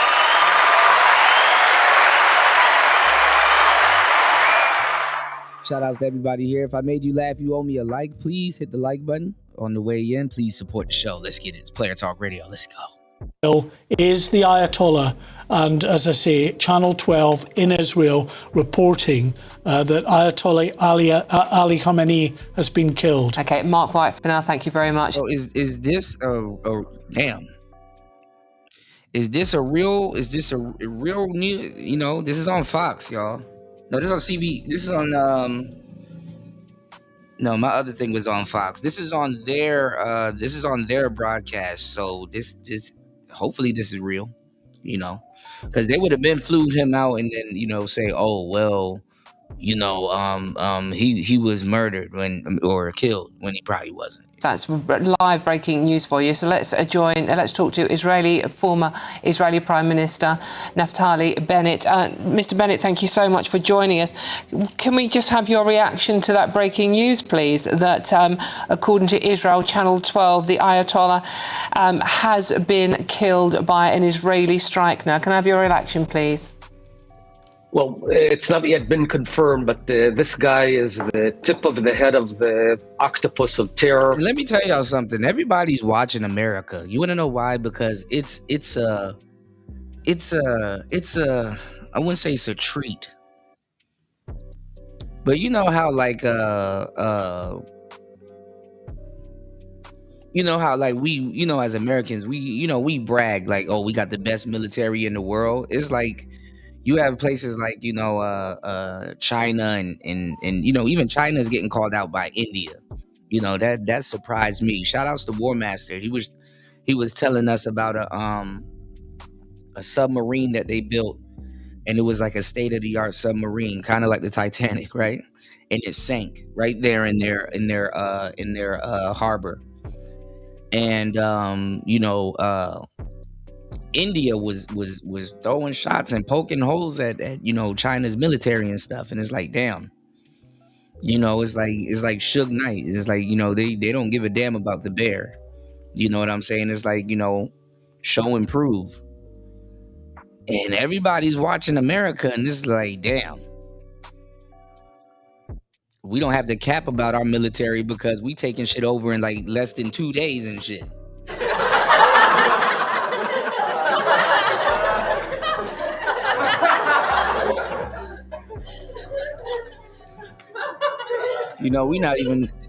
We're not even striking their facilities like that. We hitting the facilities and taking their niggas. It's like, goddamn.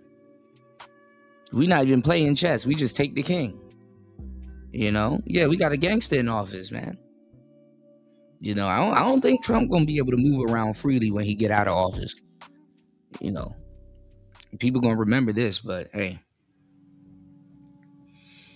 he's teaching. He's running a shout outs to Sin in the building. I gave you a shout out earlier. I knew you were somewhere around. Shout outs to Sin. He's giving us a master class on fuck around and find out, That's been running the terror operations in Iran, in the region, the Middle East, and the whole world. This guy's hands, Khamenei's hands, are soaked in blood of citizens and civilians from all across the world, from the United States, from Europe, from Israel. Tens of thousands of his own people that he's been butchering. Yeah, that shit is, like Dollar Washer said, that shit is a training operation. Throughout the years, especially over the past few weeks. This guy is the epicenter of global terror, the head of the octopus of terror, and hopefully he's dead. What does that mean for what happens next, though? I mean, does... And this is the thing, man, the way we're going about it, man, we're taking over shit so fast. People barely have a time to react. And they barely have a time to take in what the hell just happened.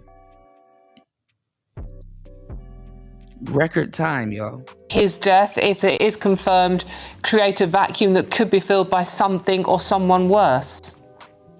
Well, we hope that the Iranian people will seize this opportunity. President Trump and the state of Israel now have created a once-in-a-lifetime opportunity for the amazing, wonderful, and courageous people of Iran that seek freedom. They're fed up with being repressed for the past 47 years by a tyrannical, genocidal regime. Yeah, they say he was in power since '89. Fuck.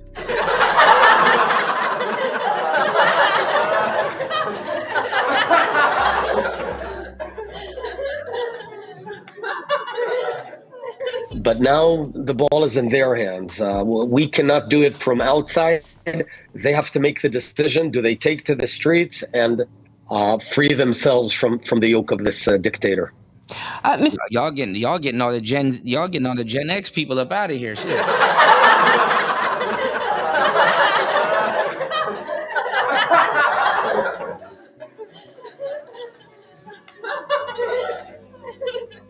Shit, y'all getting the Gen Xers up out of here. Like if you grew up in Gen X and you know about these people, like damn, you still in office? Oh, we're gonna do something about that.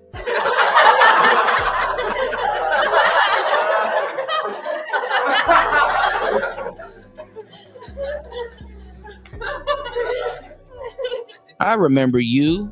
Mr. Bennett, with the IRG, as we know, are very heavily armed. I mean, if someone... Like, damn, he's still alive? Not no more.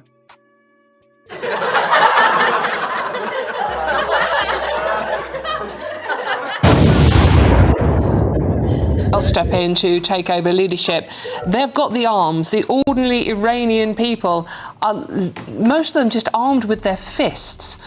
Would Israel, do you think, be willing to go in, put boots on the ground to help them get democracy back into their country? No one's talking about boots on the ground. What we are doing is decapitating the leadership of the IRGC, of the tyrannical police, Basij, of all the elements in this horrible terrorist regime that have been killing their own people. And we're giving the air support to do that. I think that the message of President Trump has been very clear. Any IRGC person who lays down his weapons will be safe. Anyone who continues fighting, his head is next. So at the end of the day, it's up to the Iranian people, and we're praying for them, and we're working hard from above to give that support. How much more support would Israel, do you think, be willing to give, though? Keep coming back to that point. The IRGC are very, very heavily armed. The ordinary people of Iran have nothing but their fists. A lot of actions have been taken, covert actions to allow Iranian people to act, to fight back. As I said, we're not letting up. Our goal from Israel's perspective and from the world's perspective is to prevent Iran from acquiring a nuclear weapon and reconstituting their ballistic missile program, which is a huge threat to the region. As you can see now, just today they targeted 8 different countries: UAE, Saudi Arabia, Bahrain, Qatar, you name it, Iraq, etc., etc.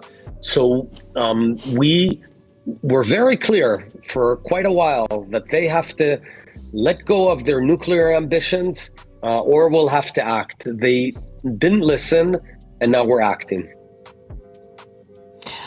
Okay, and how optimistic are you that this will be the end of this regime? I don't know. It's up to the Iranian people. And do you think, how long do you think Israel will be willing to carry on supporting the Iranian people? I mean, President Trump has said that this is a matter of not just days, but it could go on for much longer. Will Israel be with America on that one? Absolutely. Okay, thank you very much for joining us. That's what I'm saying. Like, converting them over is going to take a lot longer than the actual war itself. Israeli. I mean, that really is the war. You know what I'm saying? Prime Minister Naftali Bennett. Mark, that astonishing breaking news now that the head of the snake, or the head of the... And it's funny because people are like, well, Trump said we're not going to go to war. And it's like, he kind of did, but he kind of didn't. You know, snatching somebody up out of their country, that kind of really ain't war. That's kidnapping.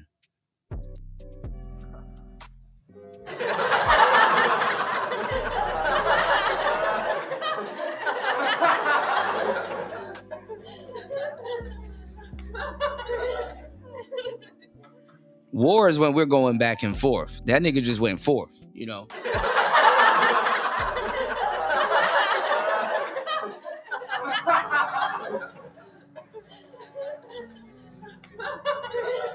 I don't think somebody's coming back. There is no back and forth. It's like, no, forth. You know. Octopus is evil, as Naftali just called it, has been, we think, killed. Well, this, according to Israeli Channel 12, we've not been able to independently verify that, so we await Yeah, that's what I'm saying. So it's a legend. I should just say, it's important to add caveats. Iran's foreign minister has said Khamenei and the president are alive. He believes they are, is the quote. It's not confirmed. He's not seen them, but he believes they are alive. And this, of course, is the Iranian foreign minister. So, take that as you will. But what they are saying is that the compound that apparently Ayatollah Ali Khamenei was in, meeting at that point, was struck. Smoke is confirmed to have been seen at the compound in satellite images. Israel targeted the specific meeting, apparently. So the world just awaits now to see what the situation is. But let's just, caveat that as always. Israel Channel 12 are reporting that Ayatollah Ali Khamenei is dead. However, Iran's foreign minister has said that he believes both the Ayatollah and the president are still alive. Okay. We'll bring you it as it's reported to us. Yeah, so yes, absolutely. It's very difficult to establish the facts at the moment. It's a very fast-moving situation. Mark White, thank you very much for now. Yeah, because we swift as fuck. We swift as fuck, boy.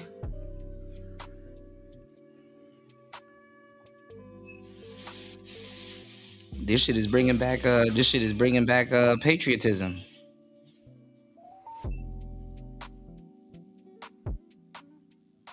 George W. Trump. That's funny.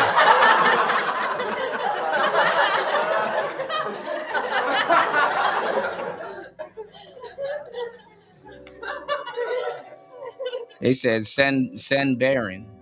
They keep saying preemptive strike. That's propaganda. No more wars. Draft now. Barron Trump. Send it immediately. No more foreign wars. America first. Papa Netanyahu gave the order to the Orange Man.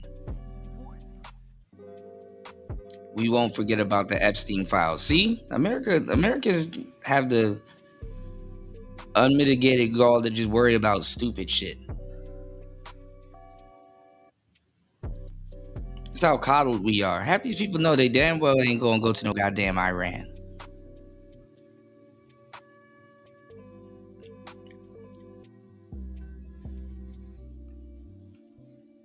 To CBS Saturday Morning, I'm Adriana Diaz. And I'm Kelly O'Grady. We come on the air this morning with breaking news. Overnight, the United States and Israel... Yeah, you know the left gonna find a way to spin the hell out of this shit. They ain't finna spin that.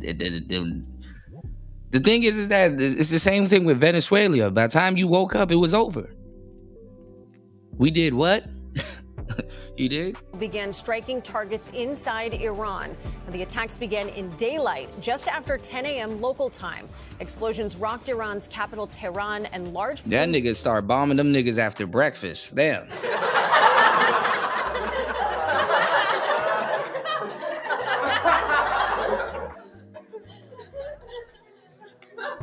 They thought it was going to be a regular day. Of smoke were seen near the offices of Iran's supreme leader. In an address posted to Truth Social, President Trump confirmed U.S. involvement, saying major combat operations are underway, and the objective is to defend Americans by eliminating, quote, imminent threats from the Iranian regime. The United States has built up a massive military presence in the Middle East over the past few weeks as the president has pressured Iran to abandon its nuclear program. This morning, Iran state television says it has launched a counterattack on U.S. bases across the Middle East. Israel is on heightened alert, with cities canceling school and closing workplaces this morning. Let's begin our coverage with CBS News senior national security correspondent Charlie D'Agata, who is in Tel Aviv. Charlie, good morning. Good morning to you, Kelly. At roughly 8:20 this morning here, as you said, around 11 o'clock, 10 o'clock in Tehran, air raid sirens rang out, alerts across Israel on our phones. And that was not incoming missiles, but a warning to Israeli citizens that a war was underway. Stay close. Take to shelters, stay off the streets. As you said, schools were closed. It was described as a joint military operation between the United States and Israeli forces, a preemptive strike. Explosions were then reported in Tehran and in 4 other cities across Iran. Israeli officials confirmed that dozens of strikes were launched targeting like Iranian government buildings, regime targets, Iran's ballistic missile arsenal, and launch sites. Now, within maybe 30 minutes or so, the air raid sirens rang out again here. That was the counterattack that was already underway. Residents were instructed to take shelter. We then started learning and confirming that Iran had begun targeting U.S. military installations across the region. The headquarters of the 5th Fleet in Bahrain, the Navy's 5th Fleet in Bahrain, the largest U.S. airfield in the region, the Middle East, Al Udeid in Qatar. The Qataris saying that they intercepted a couple of incoming missils there. Explosions then heard. You don't understand how blessed you are as an American, man. Niggas just dropping off fucking thumpers on top of buildings, bro. Look at this shit. In northern Iraq at air bases there. You don't even see the plane. All you just see is bloop, kaboom. And then alarms sounded in Kuwait and other parts of the UAE. Now, after this massive U.S. military buildup that we've been reporting for days and weeks, and rounds of diplomacy with Iran, keeping everybody guessing as to what was about to unfold here, there was no ambiguity or disambiguity in President Trump's message today. This is about regime change. He's telling Iran's military to lay down their weapons, don't try to fight back or face certain death, spelling out a litany of attacks against U.S. forces in this region, going back to the attacks on the Marine barracks in Lebanon, attacks throughout the Iraq war, Iranian-backed attacks on U.S. military, telling Iranian residents to take shelter, get low until the bombing's over, and then overthrow the government. That's what we're looking at. It's on like popcorn. Charlie, a lot of us remember the U.S. and Israeli attack on Iran back in June. How does this attack now compare to that in terms of scale, and what could happen next? Yeah, Kelly, I mean, this is next level. It's on an entirely different scale. You know, we reported that. That was the Iranian attack against that against that base in Al Udeid. That was pre-warned. U.S. forces knew that was about to happen, and it was a big attack. I mean, they had launched the largest Patriot missile defenses against those incoming missiles, and again, they knew it was coming. What we're seeing here, when I talked about that attack at the 5th Fleet in Bahrain, at Al Udeid, at U.S. forces in northern Iraq. This is on a scale and a level with no warning, going after essentially everything that they can go after. And I also have to mention, the United States and Israel isn't just going after targets inside Iran. We're also learning that they're going after Iranian-backed militias inside Iraq. So this has spread. You talk about Kuwait, the UAE, United Arab Emirates, the attempted attacks in Bahrain, Al Udeid, and the amount of missiles that are being fired. And here, we've had to take shelter maybe 5 or 6 times, I think, this morning. So this is on the next scale, nothing like what we saw last June. Charlie D'Agata in Tel Aviv, we are so grateful to have you on the ground bringing us this information. We're going to check back in with you soon. All right, well, this morning we've already heard from President Trump that the U.S. has begun major combat operations in Iran. The president said the strikes were aimed at destroying Iranian missiles and taking out Iran's Navy. We go now to CBS News White House correspondent Willie James Inman, who's in Florida traveling with we already crippling them. The president. Good morning. That's why we just telling them that's why we telling them it's over, bro. Just don't even fight back. It makes no sense for them to even fight back at this point. And then now that you have, now that their leader is gone, Bumba Clot. Hey there, Kelly. Good morning to you. The president posting overnight that video UFO message on Truth Social announcing the U.S. military operation in Iran. And he also mentioned that American lives could be at stake here because as a result of the operation that the Pentagon is calling Operation Epic Fury. A short time ago, the United States military began major combat operations in Iran. Our objective is to defend the American people by eliminating imminent threats from the Iranian regime. And I do not make this statement lightly. The Iranian regime seeks to kill. The lives of courageous American heroes may be lost, and we may have casualties. That often happens in war. But we're doing this not for now. We're doing this for the future. Finally, to the great, proud people of Iran, I say tonight that the hour of your freedom is at hand. Stay sheltered. Don't leave your home. It's very dangerous outside. Bombs will be dropping everywhere. When we are finished, take over your government. And it's just crazy that, this guy, Trump, just casually says it. He's in the, this is the thing about Trump. You don't know if he's being serious or not, but he's dead ass.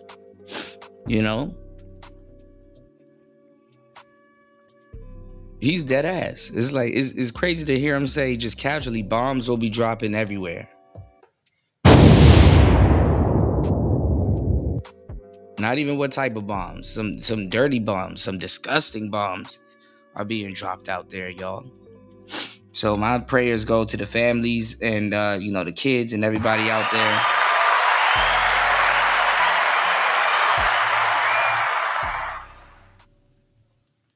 No, this is not embarrassing. Have you ever heard of the term necessary evil? Some things got to be done, man.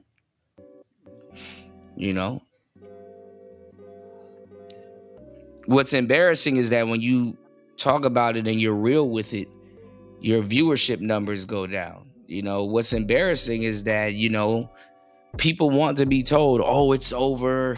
He's a bad guy. Oh, we're going to be in war for years. Oh, we're going to perish. We're going to go. This is what people want to hear. When you start telling the truth, they want to go somewhere where somebody's going to lie to them. You know, this type of stuff happens, and a lot of cases have to happen, you know?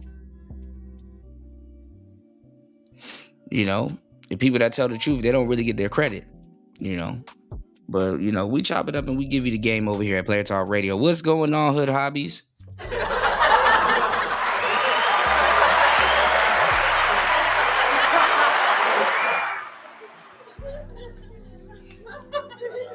Well, technically, we're not at war. You know, we're not at war. We just took their shit again.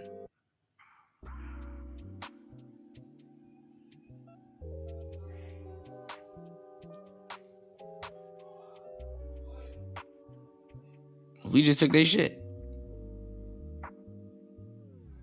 Shout outs to LT, man. Hold on real quick. Damn, my Instagram is lit, y'all.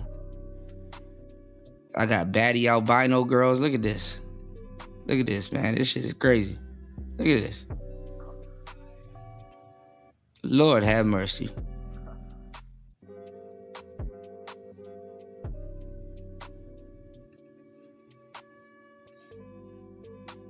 Hold on, let me screen bigger. All right, y'all hit the like button. Please support the show. We're going to switch gears soon. Give me 1 second.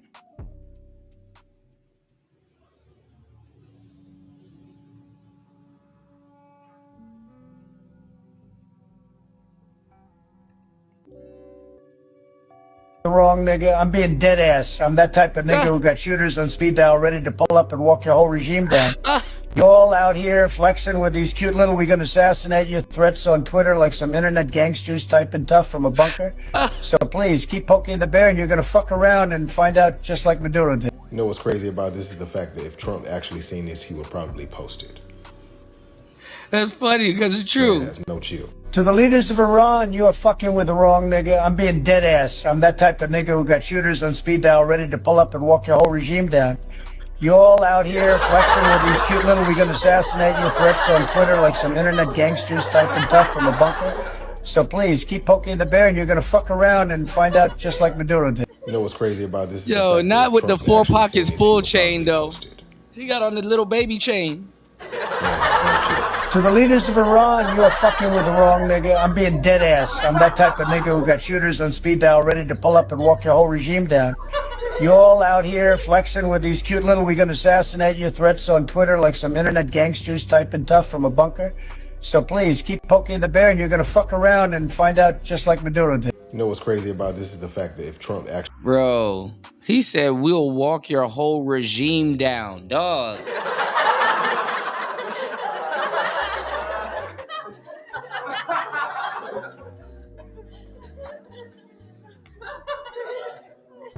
We will walk your whole regime down. What the hell? It will be yours to take. This will be probably your only chance for generations.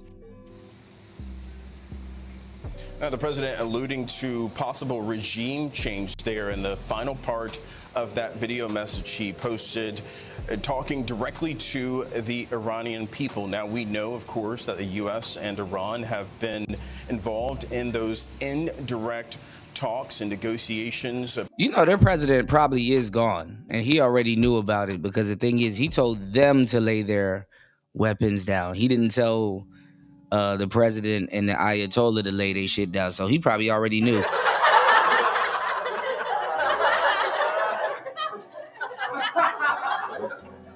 You know, he gonna find out before everybody. About Iran's nuclear program. Just this past week, Steve Witkoff, the special envoy for President Trump, and his son-in-law, Jared Kushner, were in Geneva, Switzerland. You see the picture there, talking about ways to curb Iran's nuclear program. Now, the Omanis were handling and mediating these conversations. The Omani foreign minister had essentially talked about an optimistic way that the U.S. and Iran could somehow come to an agreement in an interview with our own Margaret Brennan just yesterday. It's unclear what happens to those talks now amid this strike. I mean, he tired of talking. Shit.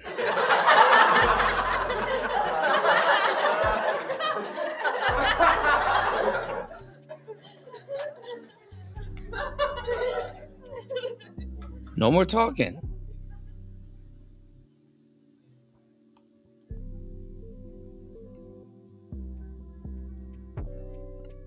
Shout outs to everybody in the building.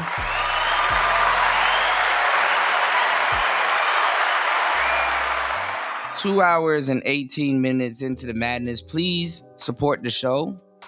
Please hit the PayPal. Please hit the Cash App. Support the show. You can go to the coffee store and support the show. Please hit the Cash App. Please hit the PayPal. Let's go.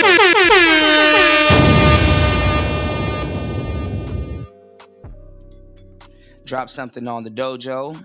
Let me get the train started. Shout outs to Truth Only.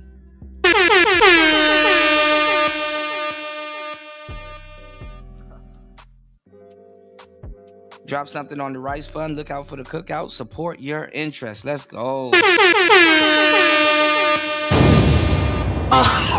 Now you know you gotta break the game down a little bit more because they might be slow.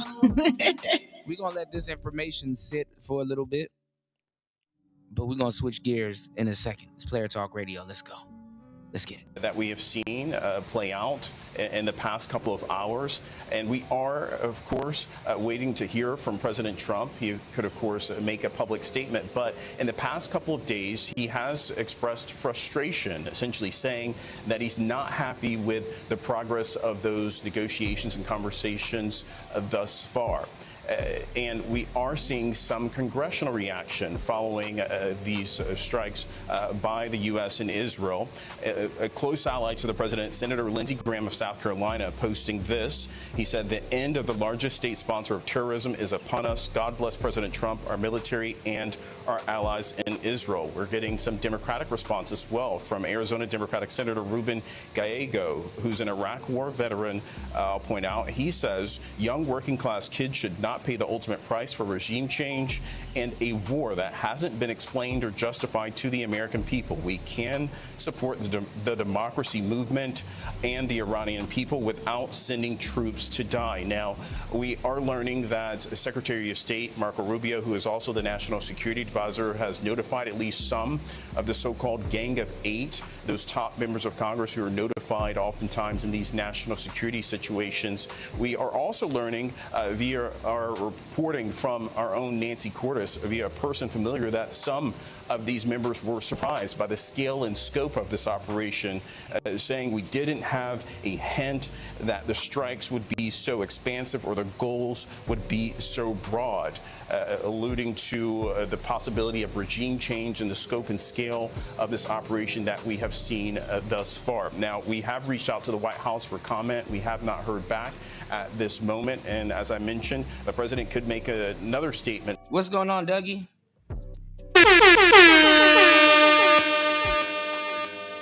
Iranian leader talked big shit a few days ago. I knew his days were numbered, man. F around and find out. Dougie said, I thought after the last missile strike, USA and Israel, Iran would be years away from a nuclear program. Yeah. And then you see, and here we are, you know. Shout outs to Dougie in the building. He said America will get slapped to their knees if they attack.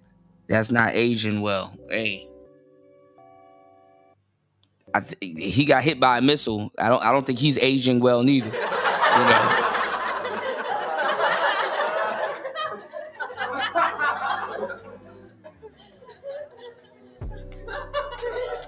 He's not aging well neither, bro. Another public statement at any moment today, but at least for now, there are no public events on his schedule, Adriana.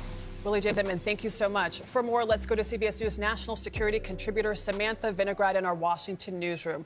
Sam, good morning. So our viewers are waking up, seeing this enormous news and wondering why now. Well, Adriana, the Iranian regime has terrorized not just its own people, but Americans for almost 50 years. With its support for circuit networks or proxies, its development of its nuclear program, its ballistic missile program, and more. Why now? According to the administration, the Iranian regime has retained its focus on developing its missile program, its support for proxies, and importantly, its nuclear program.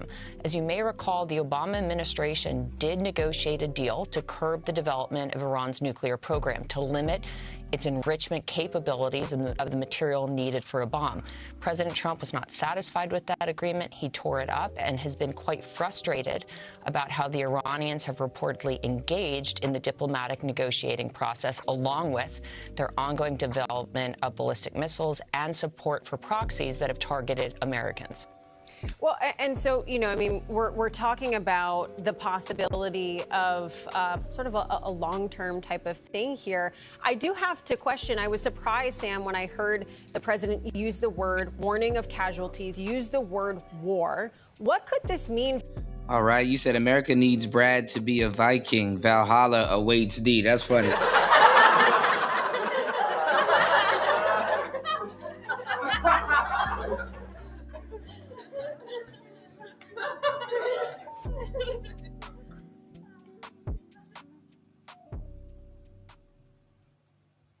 Okay, hold on. Let me see if I can pull that up, LT, man. Give me 1 second. I got too much tabs open. Hold on. 1 second. For Americans on the home front, because we see something happening so far away, but what is the possibility for any kind of threat here at home? Well, Kelly, let's start with what we can see. What we can see is that the United States and Israel are engaged in a decapitation operation against really a hit list of targets inside of Iran, military intelligence and other figures. What we can see as well is that they have a military buildup that will allow them to continue those military strikes for some time. We can also see that Iran is retaliating with missiles. Iran has the ability to strike not just in the region, but also into Europe. So Americans are currently in the range of Iranian missiles. It is also worth noting, however, Iran retains significant cyber capabilities that could implement attacks all over the world and has continuously invested in surrogate networks here in the homeland and all around the world that have historically been quite successful, unfortunately, in targeting Americans. We could also see, and it's too soon to tell, a spike in commodities prices, namely oil, if key maritime corridors like the Strait of Hormuz are impacted by what is likely going to be a prolonged conflict. Another one opened up with Michelle Sam, from China. The president made very clear that what he wants to see is the Iranian people rise up and create regime change. What will it take for that to happen? And why do you think the president is putting the onus on the Iranian people versus in Venezuela when the U.S. went in on the ground? Well, what we don't know is if the United States is engaged in any kind of covert action operations to try to convince members of the regime to switch sides. So we have this public overt messaging to the Iranian people, and ostensibly there could be accompanying covert action operations, influence operations, and otherwise to try to convince members of the regime to switch sides. The president did also directly message members of the regime and say if they lay down arms now, they will be granted amnesty. The leadership structure in Iran is such that we obviously have the supreme leader who has been in hiding and underground for some time. We have the president, and then we have key security officials like the head of the Iranian Revolutionary Guard Corps, the head of the Ministry of Intelligence, and others who are critical to responding to these strikes by the United States and Israel and maintaining the actual stability of the regime. So it will certainly take a lot of pressure on the regime through military strikes. There's been sanctions for some time, as well as more than likely other lines of effort and covert action to try to convince key regime figures to lay their arms down, so to speak, and to leave the regime. Sam, appreciate your time and expertise this morning. Oh, man. All right. Hold on.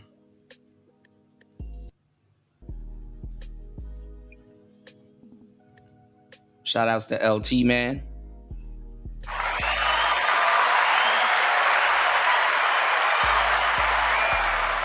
Please hit the like button on the way in. Please support the show, guys. It's Player Talk Radio. Give me 1 second. Let me move around this real estate real quick. Give me 1 second, guys.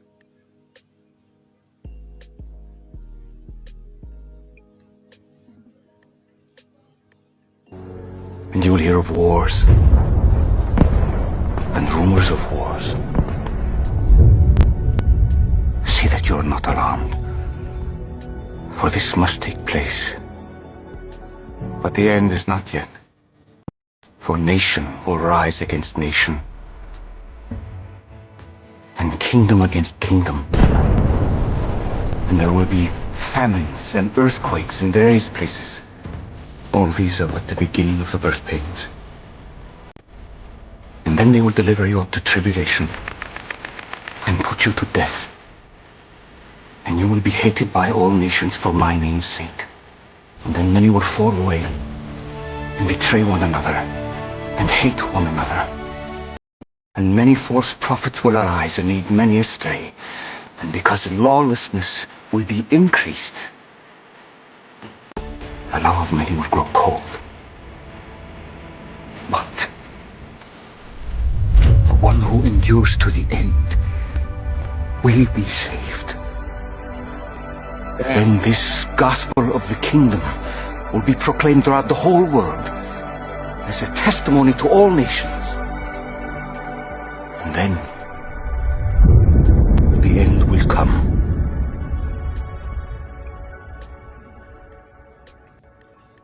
Shout outs to LT, man.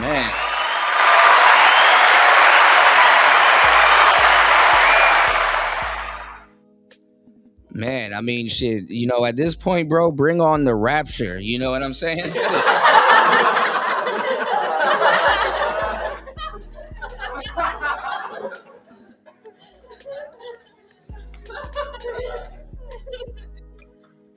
At this point, bring on the rapture. I know Trump looking at Cuba with Birdman hands, you know.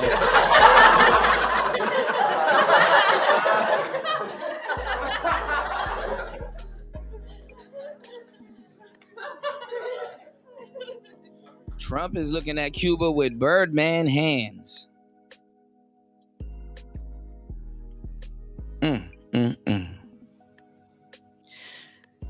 19 minutes past the hour. Shout outs to everybody in the building.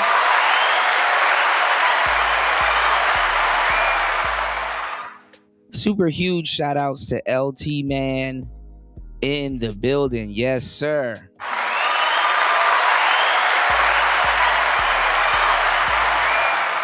If you guys don't know, there's always a link pinned to the top of the chat. Hopefully YouTube didn't replace it. Hold on. You said there's a good part about the rapture and Jesus coming. The good part is that many will be saved. The bad part, it'll be late for too many. Yeah, that's some real shit. And you know what I really hate though, LT, man, because I've always said this: if Armageddon happens and Jesus comes, you know, people will be shooting at him. Hey, look, you know.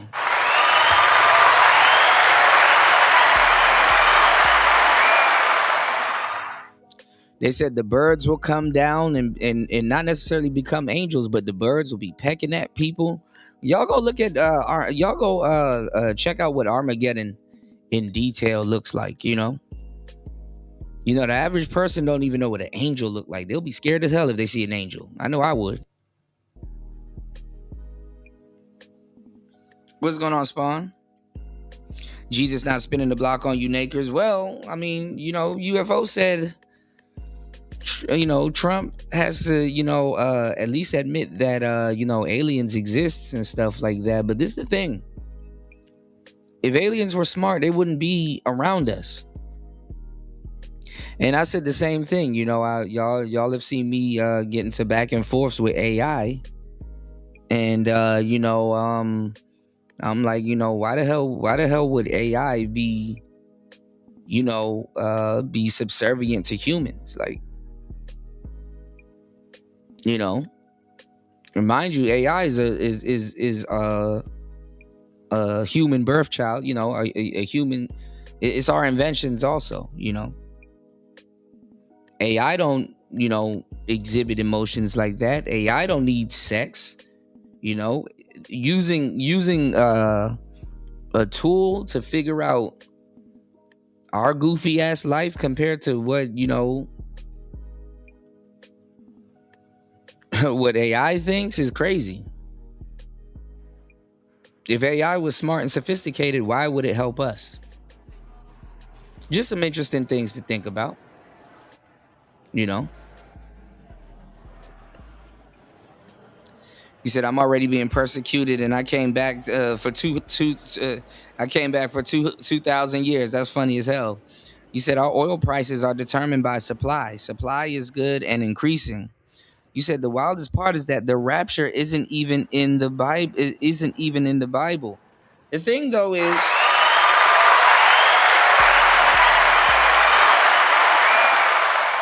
you got so many other books out there. You know, you have the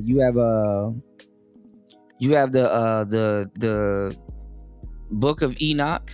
You know, the Book of Enoch. You have I got put onto it a couple of years ago, the Book of Saint Barnabas. You know, where you know, where it talked about what was going on in the 18 years of Jesus, and he denied being God's son at first and everything. You know, is a interesting book. I really want to sit down and listen to it when I get the chance. On they have the audio book on YouTube, you know, so check it out if y'all get the chance. You know, the Book of Saint Barnabas, you know, which is another piece of the Bible, so they say.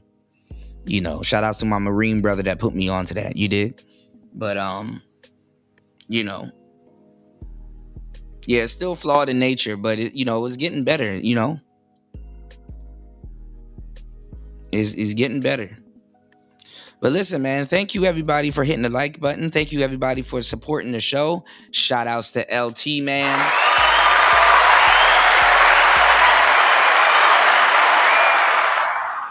Dropping the huge $5 on the Cash App. Let's go. Now you know you gotta break the game down a little bit more because they might be slow.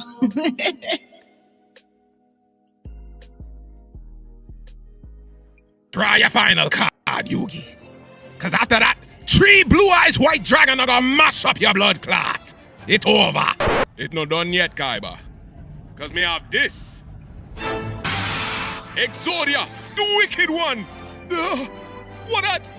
Me have all 5 pieces pon the field.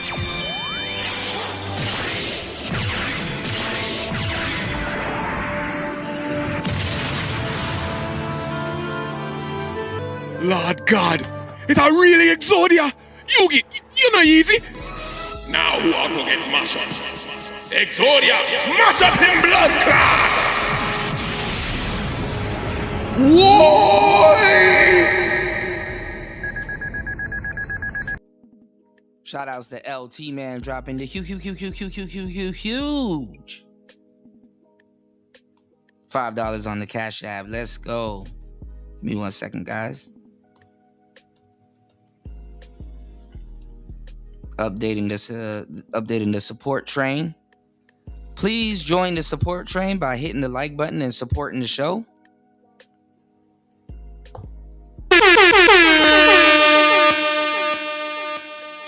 All right, let's see what other urban topics that we have today. You know, definitely, you know, we got some Corey Holcomb and Anton, you know,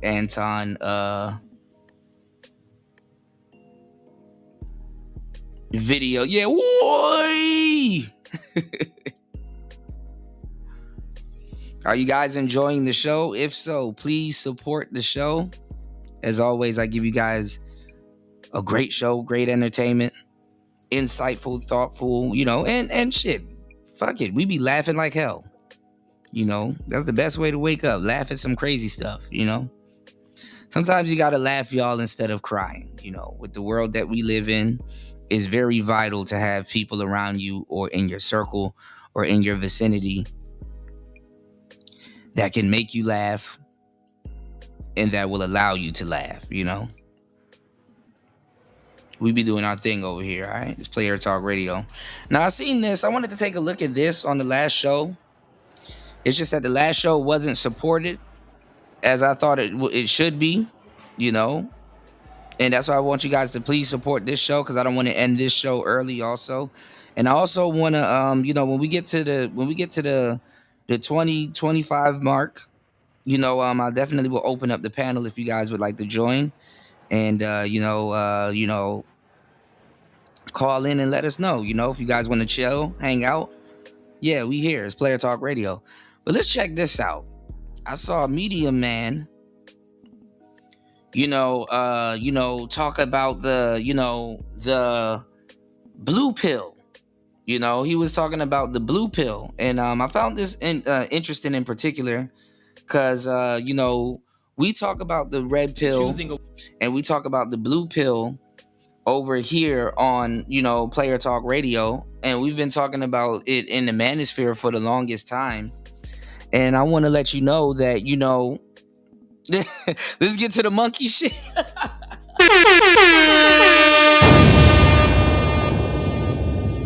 Abso-fucking-lutely. Yeah, let's get to the monkey shit. So, I wanted to throw this in there. Shout outs to my brother Lonnie Cabal dropping the huge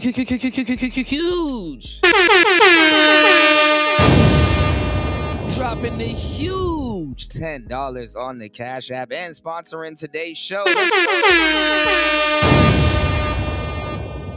Yes, sir. Good morning, y'all. We getting into the monkey shit. Shout outs to Lonnie Cabal. As always, thank you, bro, for supporting the show. Let's get it. It's Player Talk Radio. Let's go. More. Wendy? Thanks, Chuck. We're standing here in front of the Olympic Liquor Store in Queens where scores of African Americans have been lined up for hours. We spoke to a few of them earlier. Ladies, may we get a word? Hide the money, y'all. There's poor people around. With your broke ass. Shout outs to Lonnie Cabal.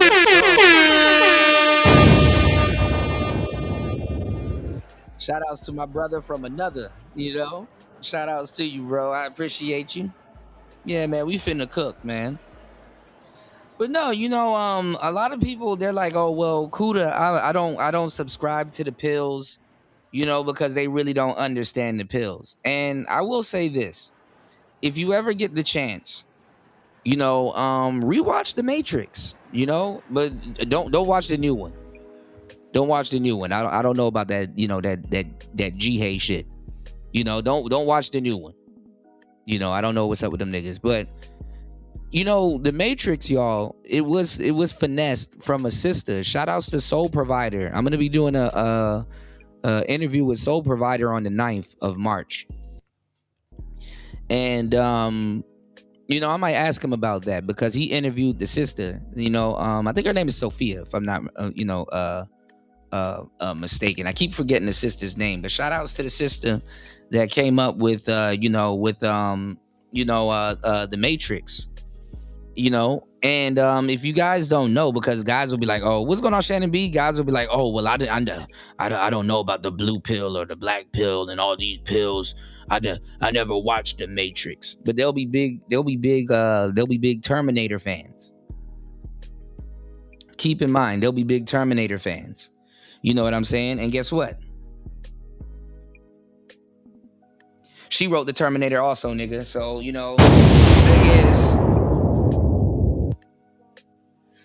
the thing is that, you know, she wrote the Terminator also.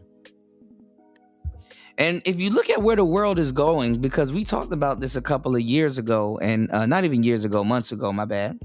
And we also talked about this when the Charlie Kirk thing popped off. And it's like, you know, if you notice any future depiction of America is usually a dystopia. Have y'all noticed that? usually it's a dystopia for some crazy reason that we live in this crazy ass dystopia. And and it's kind of like we're kind of going into the if you think about it, we're kind of going into a modern dystopia. And I like games like Final Fantasy. Final Fantasy 12 was like a dystopia. Ivalice. It's funny because Tactics is in Ivalice also. I was playing Tactics last night, get my ass handed to me. Cyberpunk. Was it Cyberpunk 2099? Fallout. They always depicted as a dystopia, or we're in some type of dystopian society. And if you go look at COVID,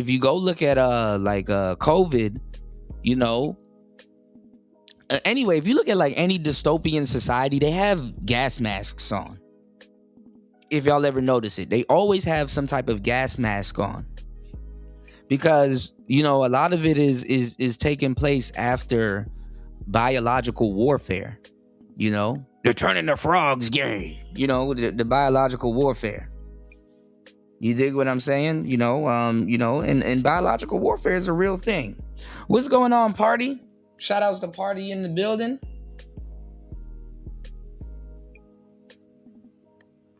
Shout outs to Party in the building. Let's go. Yeah, you just sit up there and say, explain. You know what I'm talking about, man. It's fighting people.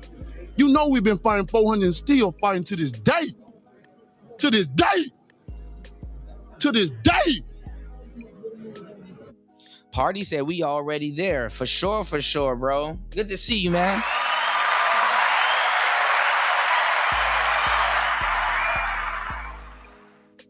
Shout outs to my brother Lonnie, and shout outs to the Party, man. Shout outs to my brothers that are new fathers, you dig?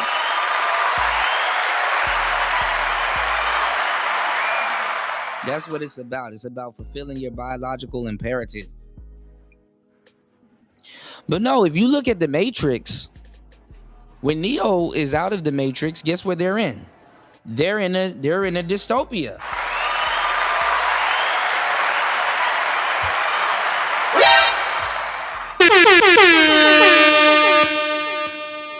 They're in a dystopia. They're in a whole dystopian, society. They're in a dystopia.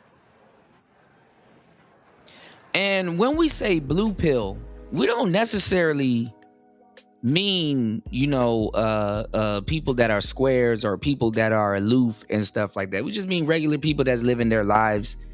They're not, you say you dealing with the kids right now. See, there you go. See, look.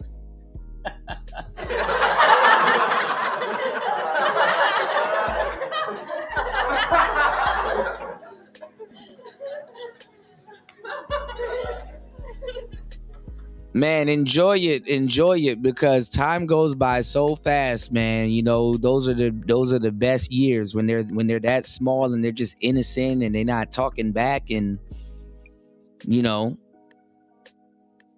it's a beautiful thing, But I'm gonna tell you some real shit, man. In this space, because we were overdue. We were supposed to have a purple pill space, A lot of the brothers in this space don't know what the fuck they are talking about. And they're not even really red pilled. Me, I'm black pilled, but I walk around regular just red pilled. The red pill is enough. And like I said, a sister, she came up with the Matrix. A black woman invented the Matrix. And Neo was actually supposed to be Will Smith.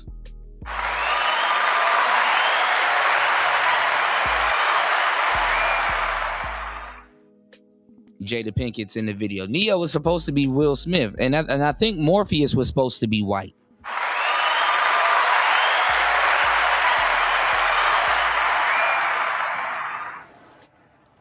So Neo was supposed to be Will Smith, but Jada Pinkett ended up being in the movie too. So I know y'all don't. I know for sure y'all don't really want to see them two together.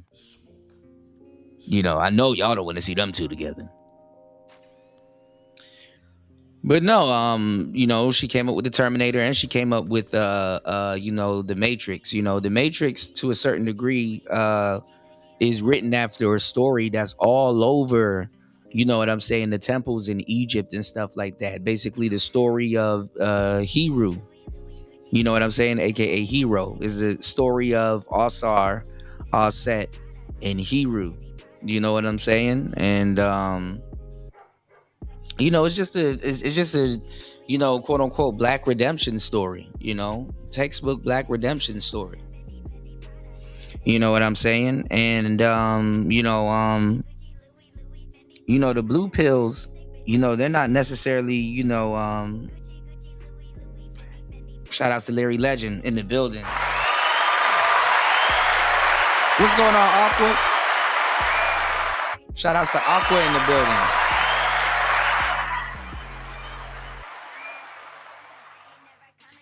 I mean, you know, shout outs to Aqua Dragon. I mean, you know what, Larry, though, I think I'm kind of glad Will turned it down because I don't think it would have had the same impact. And I don't think it would have lasted as long as it did, you know.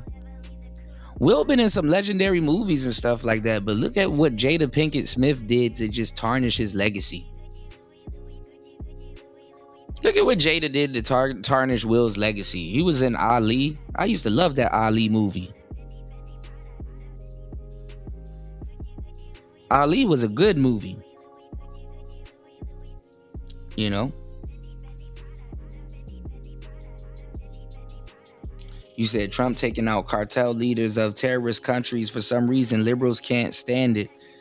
Trump, man, listen, man. I'm like I said, you know, I think there's a bigger iceberg when it comes to the left and when it comes to liberals.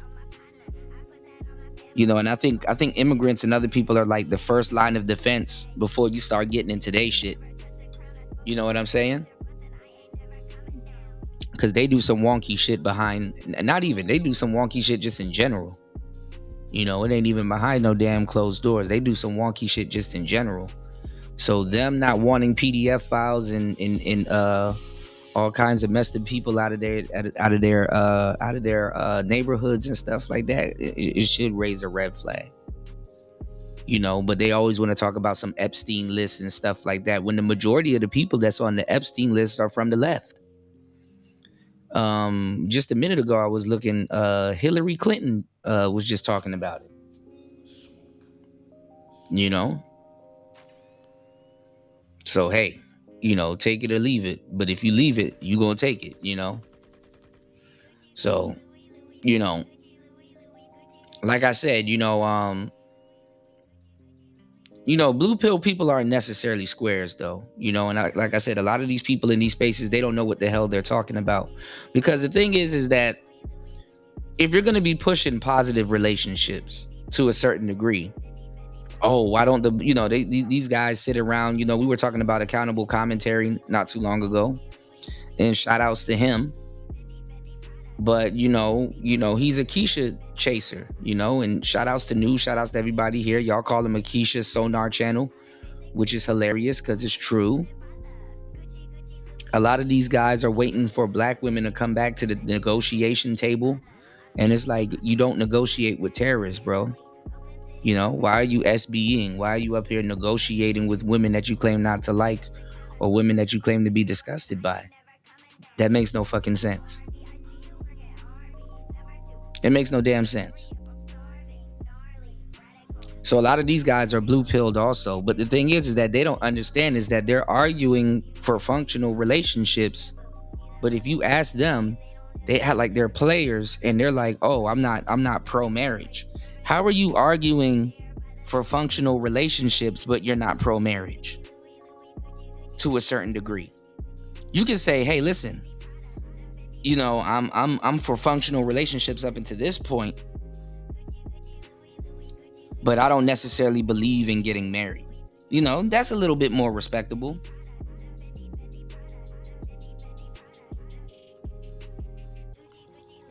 That's a little bit more respectable. But these guys are like, oh, no, man, marriage, not me, man. I'm not, you know. And like I said, we should have had a married sector here. We should have had a married sector here.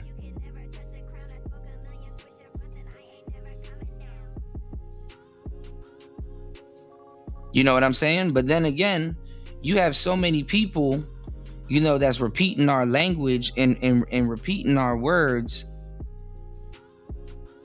and repeating our verbiage and stuff like that, haven't done their history, don't know shit. If you're married, they will call you a simp. And you will have to worry like, oh, you know, there's people that sat up here and asked these questions. Yo, Kuda, if I buy this for my wife, does that make me a simp? It's like, nigga.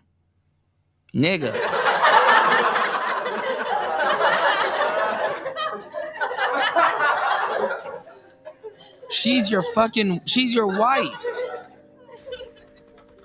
She's your wife. This is why I like yesteryear, because you could simp a little bit within reason. I understand everybody's not a player. And look, even players, I'm not saying players are tender. But you can't stare at all these beautiful faces and not, you know, feel nothing. You know. Some people do, some people don't. You know, some people are hardened like that around women. Some people aren't. Cool. But if anybody that you're going to simp for in this lifetime, it would be your wife. You know, it would or should be your wife. And the fact that somebody is scared or not even scared is asking that question in regards to if they made a mistake or not is crazy. You know, but then again, that might not be your only wife. You know, she could have been acting up and stuff like that. She could have been, you know, but if you're going to simp for anybody, at least have it be your wife. You know? And the reason why we needed the purple pill sector in the space is because the space is full of hopeless romantics. You know, it makes no sense saying all the stuff that a lot of people in these spaces say, but behind closed doors, you really want a functional relationship. And like I said, you don't necessarily have to have a ring, but you still want a functional relationship. And there's nothing wrong with that. But the majority of the women that you guys are going to date, I'm not even going to hold you. They're going to be feminists, you know? And listen, a lot of you guys don't really know. And a lot of these guys are newcomers and stuff like that. Women are red pilled to a certain degree. You know what I'm saying? Just like a lot of the guys in these spaces, women are red pilled to a certain degree. They get met with, you know, even though they're living in a delusional world, a lot of them get met with the harsh realities of life. You know? Just real talk. You know, how they move around and stuff like that, you know? So the delusions, you know, some of the stuff that they do is to keep a lot of that shit at bay. And the reason why I'm saying this is because a lot of these guys, they want to SBE. And basically SBE and really consists of, you know, dudes wanting women to have the same reality that men have. And it's like, bro, that's never going to happen. You know, why are you trying to get women to, you know what I'm saying? Like, you know, it's not going to happen. You know, a woman that gets in the club free is not going to say, hey, security guard, man, you charge me double to get in. Charge me double. I want equality. You know, they lie to y'all about equality. These hoes don't want no goddamn equality.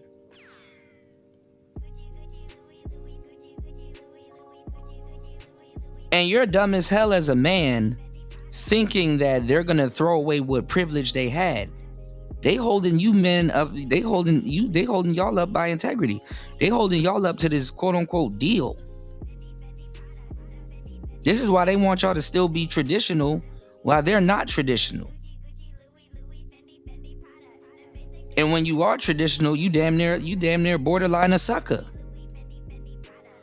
And modern man needs to understand this. Modern man needs to grow into something else. And hopefully Gen Z is taking heed, you know, to what I'm saying. You know, modern men need to turn into something else. And they are. They say liquor sales and everything is down. You know, dudes aren't going out to the clubs anymore. Men are moving around a little bit different. Women are mad. Men are not going to mixers and all that other goofy shit. Men are not falling for it. Even the lesbians are tired of these hoes.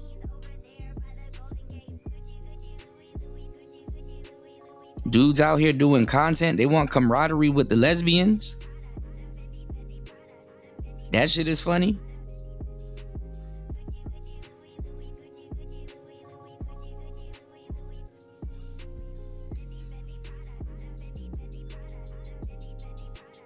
You know, it's like, damn, what would niggas do for a fucking friend? You know? To say, oh, we feel the same way. So all that extra stress from dudes not being there is being put on lesbians, which is hilarious. And listen, I'm for it. I'm for it. The new misogyny, I'm for it. You know what I'm saying? But anyway, let's get into this real quick. Let's get into the fuckery. Let's go. It's Player Talk Radio. Let's check this out. Do you want to know what it is? It is the world that has been pulled over your eyes to blind you from the truth. You have to see it for yourself. Before I begin, I need to define the language because most people argue against the words they were never taught to understand. The terms blue pill and red pill originate from the film The Matrix. In the film, the blue pill represents remaining in a comfortable illusion, accepting reality as it is presented without questioning it. It represents safety, familiarity, and comfort. You take the blue pill, the story ends, you wake up in your bed and believe whatever you want to believe. The red pill represents choosing awareness, seeing reality as it truly is, even when that reality is uncomfortable. It is the choice between illusion and observation. You take the red pill, you stay in Wonderland, and I show you how deep the rabbit hole goes. Outside of the movie, these terms evolved into shorthand for different ways people interpret social reality. The blue pill represents belief in the social accepted narrative. It assumes attraction and relationships work primarily the way people publicly claim they do, though fairness. Now, this is the thing that a lot of people get wrong about the blue pill. The blue pill is still, quote unquote, regular life. Okay, the blue pill is still, quote unquote, regular life.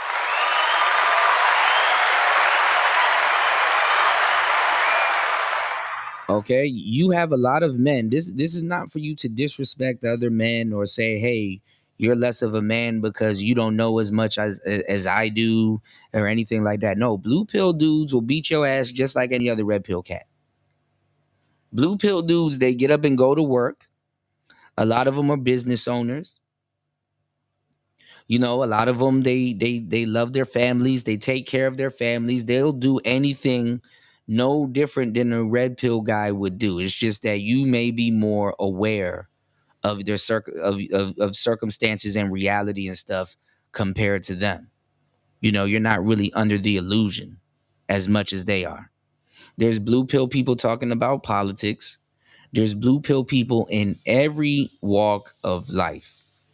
So I want you, I don't want you to think that red pill means greater than, because it doesn't necessarily mean greater than. And listen, whenever you are a red pill, you are still a student of life. Okay? It is until you go black pill, but the thing is that when you go look up the black pill, you're getting the wrong information because black pill on the internet is not what you normally would see. It's really enlightenment when you chase black pill. When you chase the black pill, there is no such thing as good or bad. It just is. I mean, it's up to the person that's interpreting it. But the thing is that there is no such thing as good or bad. It just is. Things happen. Black pill is the epitome of okay. If you get the job, okay. If you don't get the job, okay. If she says yes, okay. If she says no, okay. You're indifferent. You're okay with either outcome, because the thing is that it's will. It's the divine will. You don't question it. You know, there's no such thing as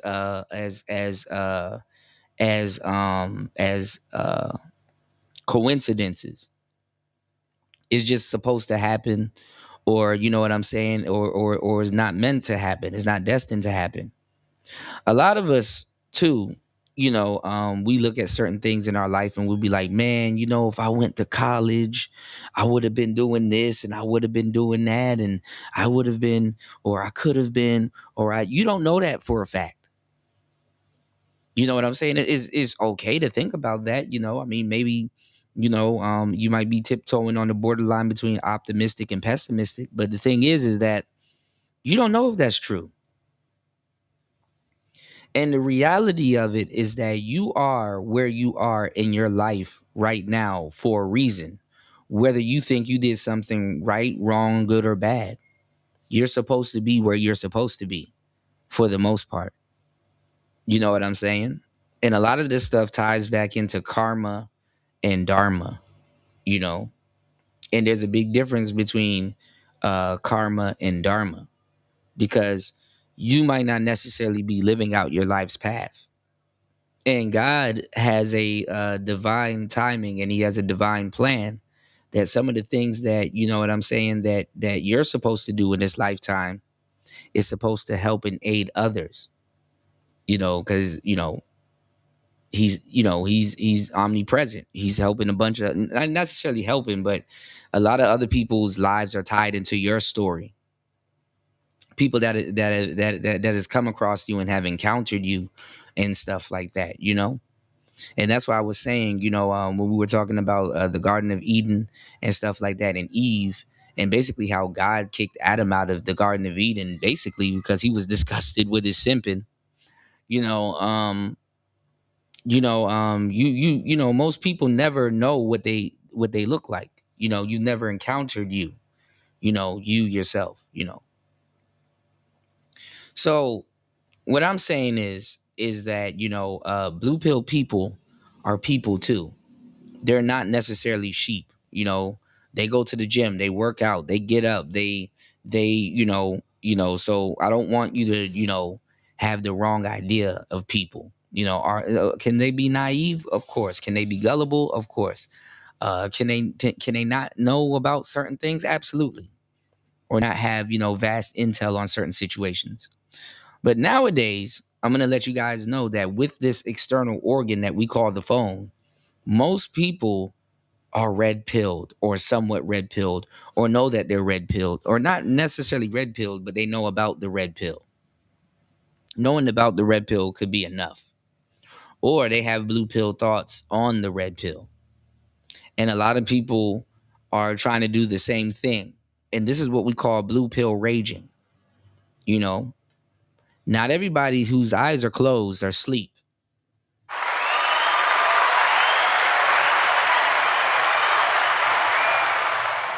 Not everybody whose eyes are closed are asleep. And the thing is that most people that are quote unquote red pill, they're only red pilled long enough to try to get a blue pill situation to pop off.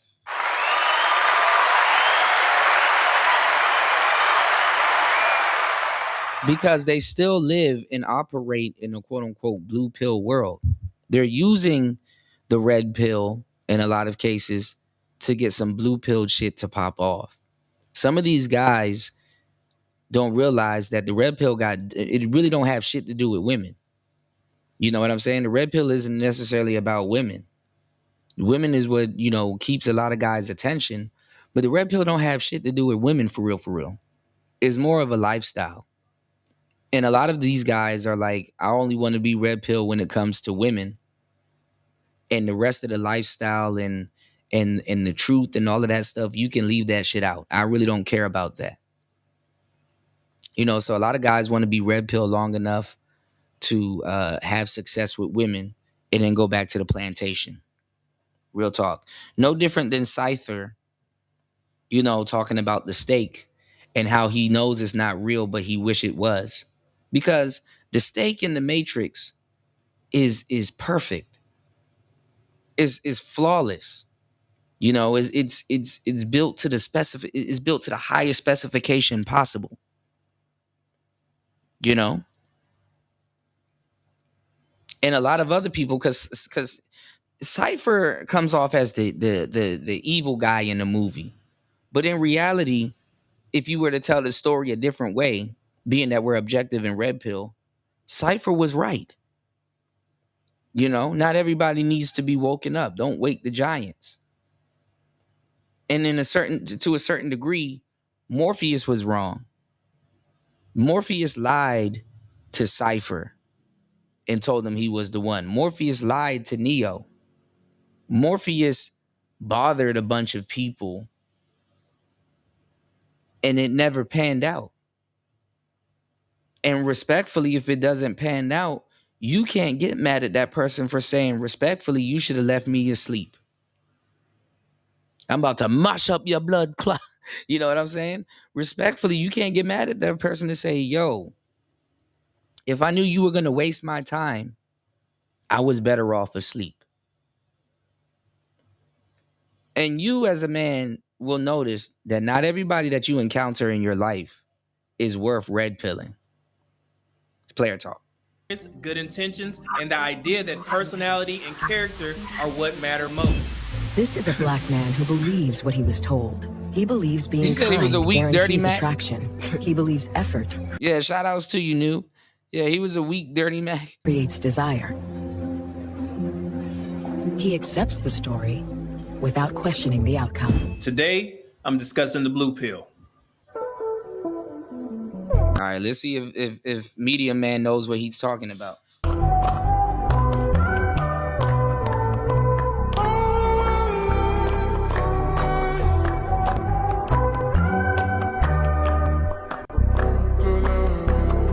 The blue pill represents the default belief system that most men inherit before experience challenges it. It is not rooted in observation. It is rooted in instruction. It is what men are. And let me tell y'all some real shit.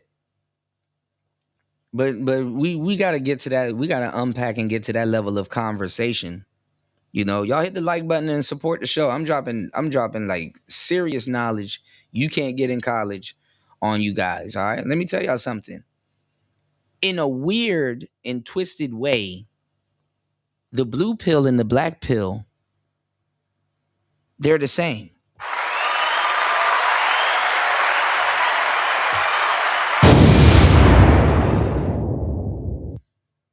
In a weird, twisted way, the blue pill and the black pill, they're the same. When you get deep into the knowledge, they're the same. The only difference is your awareness of it. You know, because you can be blue. You know, you can understand the blue pill. Really, it comes down to your understanding of the pill. Because you can be red pill and naive. You know what I'm saying? The blue pill doesn't necessarily mean that you're aloof.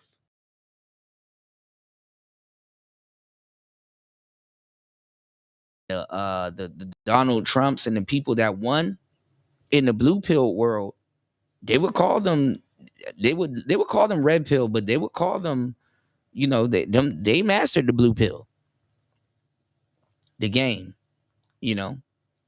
So just because you're a red pill doesn't necessarily mean that you're gonna master the blue pill lifestyle. As a matter of fact, you'll actually damn near become a minimalist. You'll detach yourself away from the blue pill lifestyle, because your desire to, you know, your desire to win in that world is less to none. You really won't care about winning in that world anyway.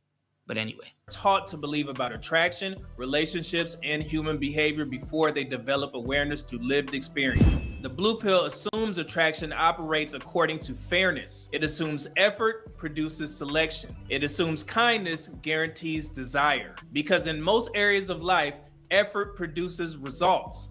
Now, this is not true, but I understand why he believes that it's like that, because he's a number cruncher.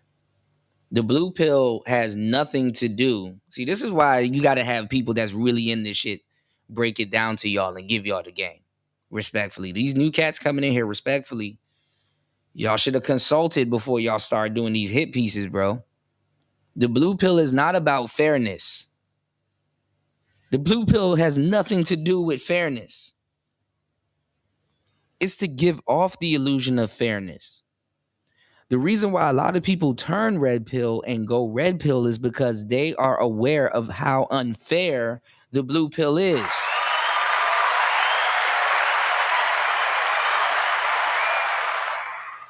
They were unaware of how unfair the blue pill is. The world is not fair.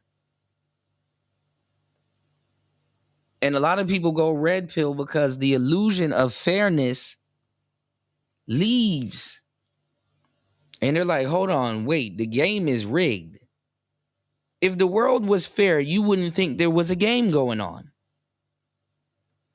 The game is based off of how unfair things are. You want to know what they call it? Odds. That's why in the casino, they say your odds of winning is this. But at the end of the day, a rule still stands. The house always wins. So again, you need to talk to the real people that are pioneers of this game. Respectfully. So this is not true. The blue pill is not about fairness. And it never was about fairness. Once you realize this is how people wake up and become red pill.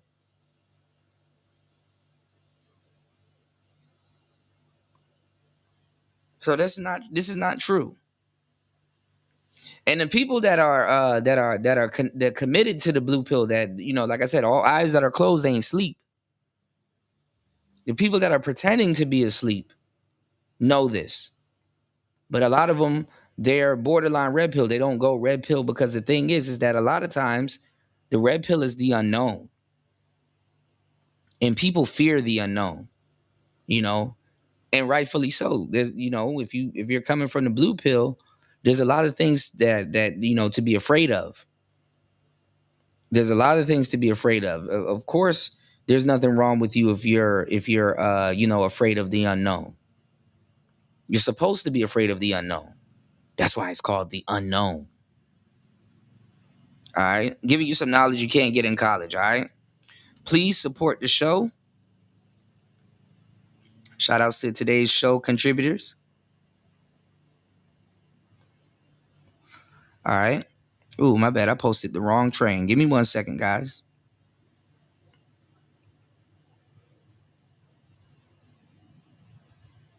Give me 1 second. But yeah.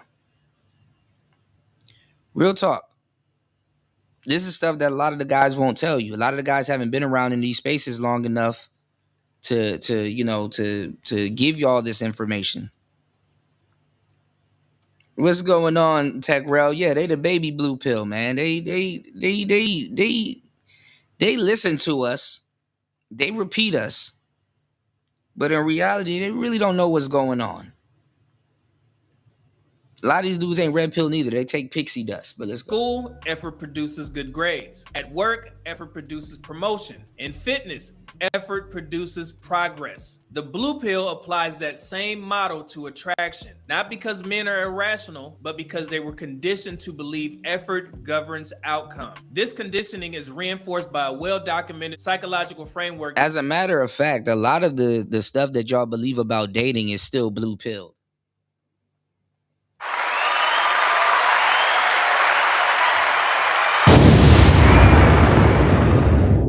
A lot of the goofy shit that y'all believe about dating and y'all think is red pill is not actually red pill at all. It's still blue pill. Believing that you have to make 6 figures, that's still blue pill. The blue pill man has to do that. Believing that you have to have the 6 sixes, that's still blue pilled. Dude, she doesn't want you if you're not 6'7". That's blue pill. That's simpish talk. But let's go. Known as the Just World Hypothesis, first formally studied by psychologist Melvin Lerner in 1980. The Just World Hypothesis explains that human beings are psychologically conditioned to believe that good behavior produces outcomes. The Just World Hypothesis formulated by psychologist Melvin Lerner in the And this is not blue pilled. This is right and wrong. This is how you were taught right and wrong. This is why I told you guys. The black pill is indifference. And see, when you were learning what's right versus what's wrong, you wasn't schooled. You know, your parents not necessarily didn't school you on indifference. You know what I'm saying? Your parents didn't necessarily school you on indifference. They say this is right and this is wrong. And if you do this, Santa Claus is going to bring you a gift. If you do that, the tooth fairy's coming. If you obey daddy, you know, I will give you allowance and stuff like that. They gave you incentives. So it was how you were domesticated. It was how you were, it was how you were taught. This is why the black pill goes back to the fundamentals. Were you taught what's right and what's wrong? So this is incorrect also. This is incorrect.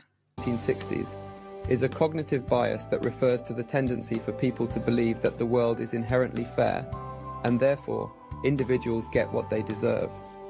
This belief in a just world helps people make sense of their surroundings and maintain a sense of order, stability, and control.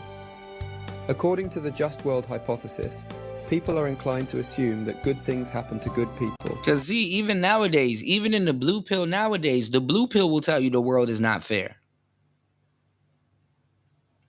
What fucks a lot of people up in the quote unquote blue pill world is that and this is not a shot at the boomers or anything, but the blue pill today will tell you that the world is unfair. Where they fuck you up is you got to keep trying. And it's not about keep trying and applying yourself.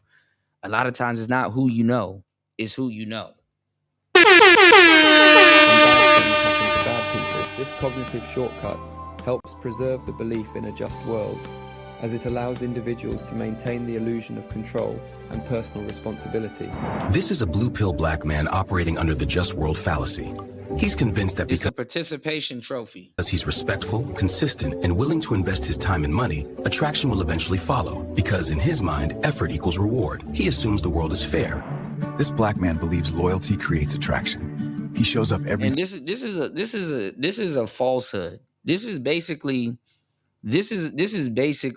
saying if you're the good guy, it's going to be reciprocated. That has nothing to do with the blue pill.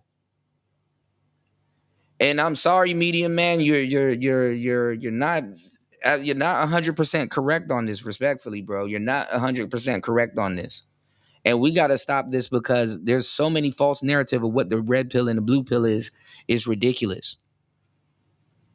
Because even a red pill man will tell you that if you're a good guy, yeah, sometimes you do get rewarded. In certain cases, you will get rewarded. In certain cases, it is fair. You understand what I'm saying? Or not even somewhat fair, but is proper. More of the term that we would like to use. Being a good guy doesn't always necessarily get you fucked over. Versus you understanding the environment that you're being a good guy in will get you fucked over. So this is false again. Okay? And let me tell you something. Being a red pill dude ain't gonna get you more bitches. Take it or leave it, man. Time she calls, he listens to her problems. He supports her emotionally. Shout out to Shaka Nulu. Shaka Nulu says, what you were taught versus what you see and what works and what don't work sets your thought patterns. This is true. This is very much true. UFO Kamikaze said, I'm going to prove to her I'm a leader by meeting all her standards and expectation. Hilarious. Yeah. And then, you know what's funny? Shout outs to Shannon B in the building. Hold on. What's absolutely funny is that they're basing the red pill off of the opinion of a woman.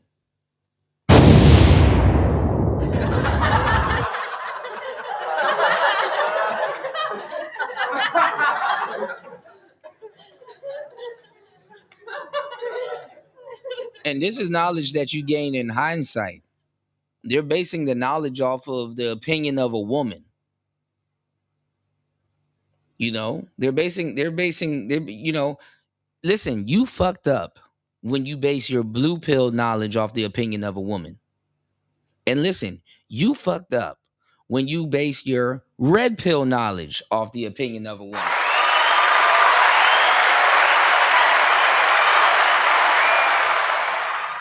Listen to me. A lot of the guys that's going to try to lecture you about this shit, they are not red pilled. They don't know. And this is not me trying to, throw a jab at medium man and stuff like that. It's like, bro, you don't know, and you're spreading false information. This is why the red pill is well known, but it's mysterious still. How is it well known but still mysterious? It's the same thing like the pimping. People think they know what pimps do, but they don't know what the fuck a pimp really does. They know about pimping. They glorify it, but they don't know what the fuck a pimp really does.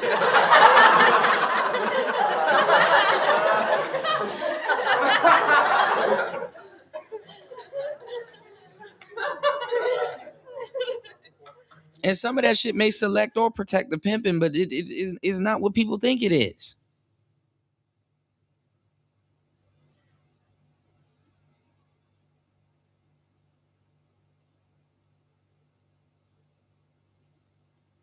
If you're not red pill, you're not red pill. Just say you hang around people and you repeat them. Because that's what a lot of people are doing. That's what Modern Urban Dictionary, that's what a lot of people are doing. They're just hanging around this shit and repeating it. It's a cool little clique. It's a cool little spot to be. Yeah, we built something that's cool, but it's like, you're undoing a lot of our work putting out false information. And anybody that says this, I will tell them, like, bro, if you're basing red pill, blue pill off of a woman's opinion, you were never both. You were just confused and stuck in the middle. At best, you're blue pill raging. Most of these cats around here are not red pill. They're blue pill raging. Let's go. And the thing is that, especially in the Hotep sector, no real red pill guy will say, "Oh, we need to sit the women down and bring them back to the negotiation table." A real red pill cat will be like, "Okay, yeah, that ship sailed. We need to focus on the newer, younger class, younger generation. You know, we need to farm elsewhere." Real red pill cats ain't gonna sit there and wait till somebody get their mind right, because guess what? Red pill people know how precious time is. Imagine wasting your time waiting for somebody that wasn't even worth your time in the first place.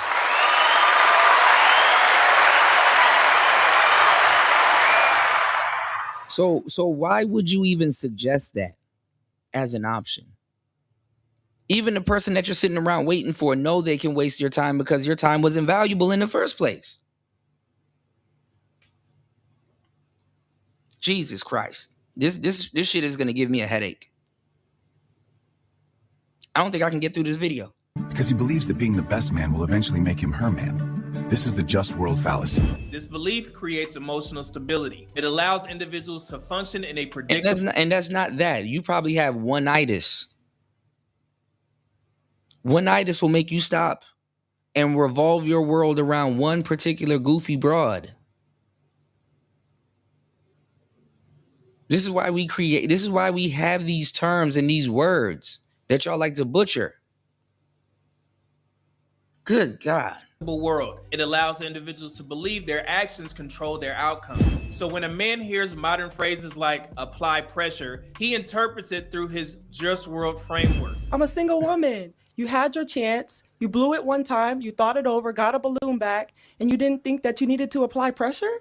You have to prove yourself. You got to put in a little bit And more. if you're using these shows as your red pill example, bro, don't do it. Don't do it.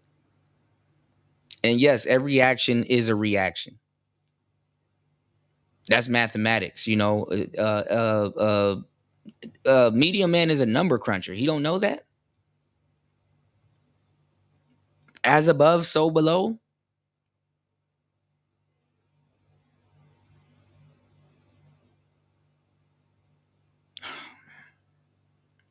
News said, and yet these so-called red pill content creators will tell a man the world is unfair and expect him to touch the burner because he said because he's a man. Fuck you, for real. More work. You don't get it just that easy. He assumes increased effort increases his probability. I'm gonna tell you the truth. One of the most black pill things you can do if you ain't red pill is remain blue pill and own it. Of success. He assumes more investment, more attention, more resources, and more persistence will eventually produce attraction because everywhere else in his life, effort produces results. His brain applies that same. What you doing? I'm not supposed to pay you for it.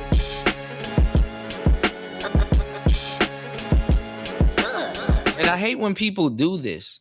Going into your villain arc does not make you red pill.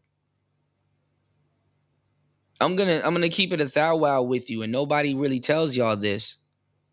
But red pill raging is completely different than going into a villain arc. A villain arc is more so you're trolling. Because if something was to present itself to you, you will go back to the plantation. This is why we say niggas are one woman or one blowjob away from going back to the plantation. You was faking the whole time.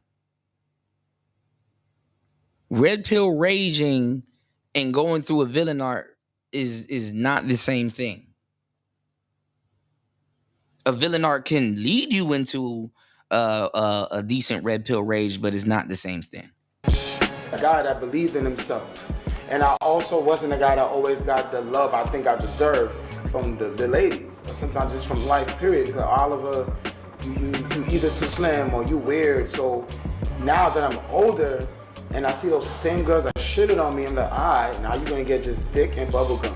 And I'm being so serious, like there's the same girls that was like saying no to me back in junior high and high school. Now that I'm older, they're like, you know. And being red pill is not necessarily going back to go get revenge. And that's the problem because a guy's looking backwards. He's, you know, the first thing a man do when he gets money or he gets something, he tries to go get revenge. The real men, and this is not to shame them and use that as a shaming tactic, but the real men just move forward. The real man ain't worried about the washed up women of yesteryear because guess what? The bitches are getting better. Life is getting better. He don't even want the coochie no more. He don't even want it no more. Him seeing life, him figuring out life, and him seeing life with its foot dead in that bitch's ass is all the credit that he needs to move forward. Not even worried about no old washed up coochie. On my bumper, they sweating me. So, you know? Yeah. Well, see, the lover boys are gonna cosplay as players, you know. And I mean, I know that. I mean, I'm a Casanova. I'm more of a Casanova, you know. But my thing is this though. My thing is this. We don't have, you know, the music that we had from yesteryear. And you have brothers running around with the feelings that the men from yesteryear still had. This is why a lot of the guys in the red pill are hopeless romantics. You know, they believe in this. This shit is women worship at best, to tell you the truth. The red pill got minimized to women worship because niggas believe in women way more than women believe in their own damn selves. And women are really fucking arrogant.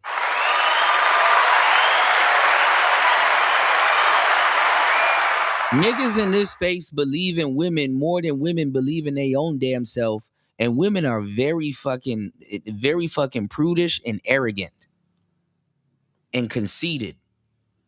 While at the same time, they're insecure and then some. But we believe they took the words that we've brought in this space and made popular again, which is hypergamy, which is why I came up with the word hopergamy, you know, trademark. Well, I didn't trademark it. But the thing is that you niggas believe in bitches more than bitches believe in yourself. You believe that a woman can get a better nigga than you. That's fucking funny.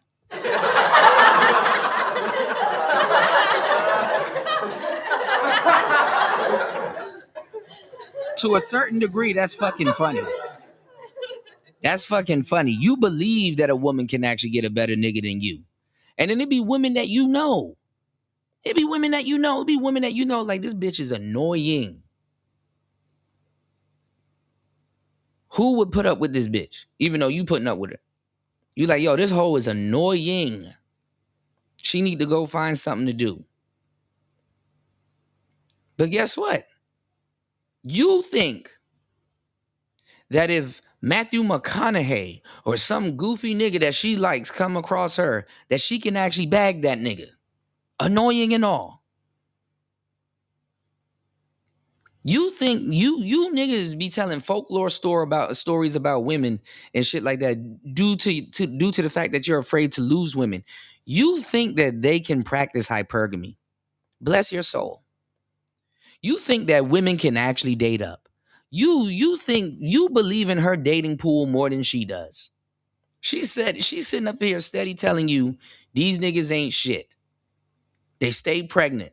It's easier for you to get your dick sucked than a damn sandwich. And you believe all of this shit. Oh, she can get a better guy than me. So what? Can she keep him? When that nigga find out who she really is, when the masks are off, is he gonna put up with her? Or can she be real around this nigga? Or is she gonna be living in a dungeon that she created her own damn self? Damn, you think she has the personality to sustain a guy to do that? Wow. Wow, nigga. I got a bridge in Oklahoma I want to sell you. You really think that she can get a millionaire and sustain a millionaire and stay with a millionaire? And she can barely, she's fighting for her life to be feminine? This shit revolves around female worship. So this is why real red pill people that know what the hell we talking about, that's not having these surface level conversations, thinking that they cooking in these spaces, will be able to tell you that if you base your red pill ideology or value or journey off of a woman's opinion, you already fucked up. You are already behind the 8 ball. So seeing shit like this is triggering to real red pill people, because it's like, bro, y'all niggas just got here. How about you ask real red pill people? How about you ask around? Like, I get it, you can do your research on your own, but why don't you do the research in the space that you're in before you pollute it? We've spent years giving y'all the game, and like half the shit is like we're tired of undoing shit that dudes in the actual space is doing, and we have to undo it. For 1,000 niggas saying, hey man, tricking is the way, and we telling you, bro, don't do that. Don't sit there and take your money and your value and place that in a woman's hand like that after you done work so hard for it. And only you know how hard you work. We got to sit there and break down to you like, yo, like at what point during your dating career do you start to break the law? Like, how can you be around any nigga saying anything about a woman? Because guess what? Women don't need to date. Women don't need to break the law to date, to do their dating. Women are breaking the law for attention and money. They're not breaking the law to date. You think they selling pussy to date?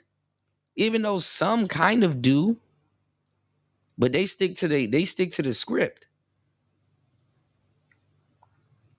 Because they still will ask a square nigga for some bread.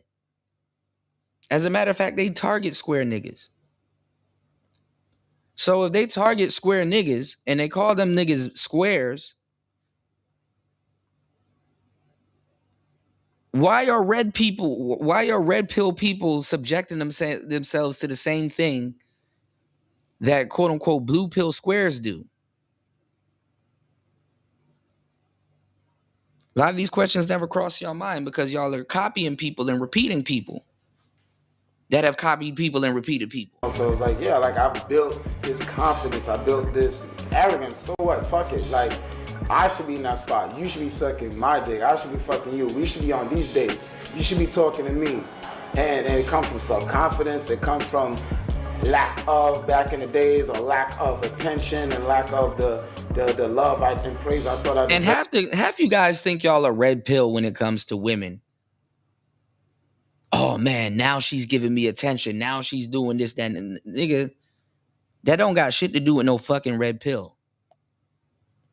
It's just that you're acting and doing the most because it's your turn.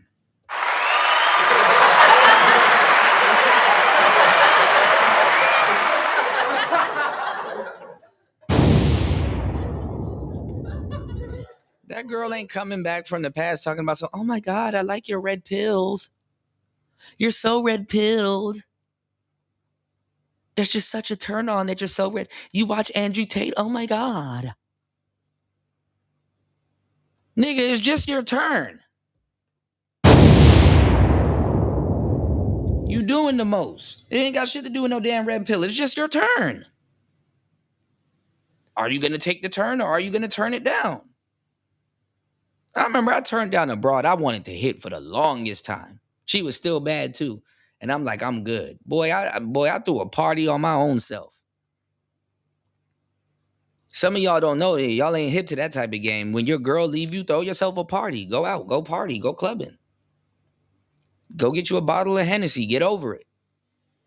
Go out for a night on the town. Go meet you a badder broad. The best broad is always the next broad. The way to get over one woman is to get up under a couple. Get out of here, you damn nigga! What would you really miss? Because I was giving it. Once again, I don't give anything that I'm not gonna want back. So I never. She another one like the other one. Like, hey girl, you should tell me I love you. No, if I'm asking you to say I love you, because I'm saying it to you. So if I'm on my cocky shit, because I was sweating you. I was hitting you up. I was DMing you. I was randomly. See, this is him right now, and he's having a confession moment, reconciling with his differences or whatever. But a lot of the guys that will turn around and do this, they will still go after that girl that broke their heart again. See, when you really go through red pill rage, when you really had enough, you're not even looking that bitch way. Like, why are we even talking about this hoe? Thank you. Why are we even talking about this bitch? Who is she? Have you seen the new girl? I ain't tripping off of her. That pussy throwback, and you know that.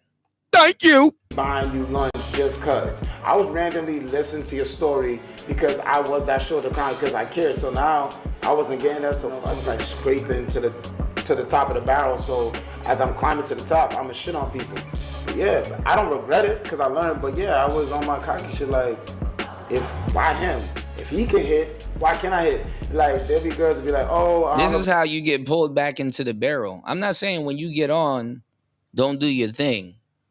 But when you get on, do your thing. When you get on and you looking back while you're going forward, this is how you trip over your shoelaces. When you look back when you're going forward, this is how you squander it. This is how the crab gets pulled back into the barrel. Because he didn't move the fuck on. He didn't jump out the barrel. He looked back and received a stiff claw and got pulled back in. Thank you. Take me on a date, but I know John only did. So right before you cross the finish line,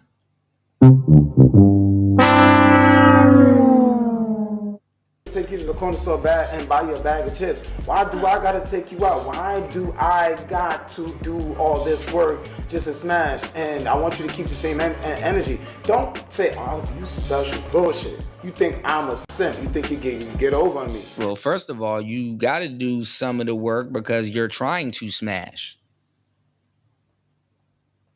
I don't know why this doesn't go through y'all mind. Why do I got to do all of the work just to smash? Because number one, you're trying to smash. That doesn't mean you have to do work, but you're trying to smash. And she's giving you value.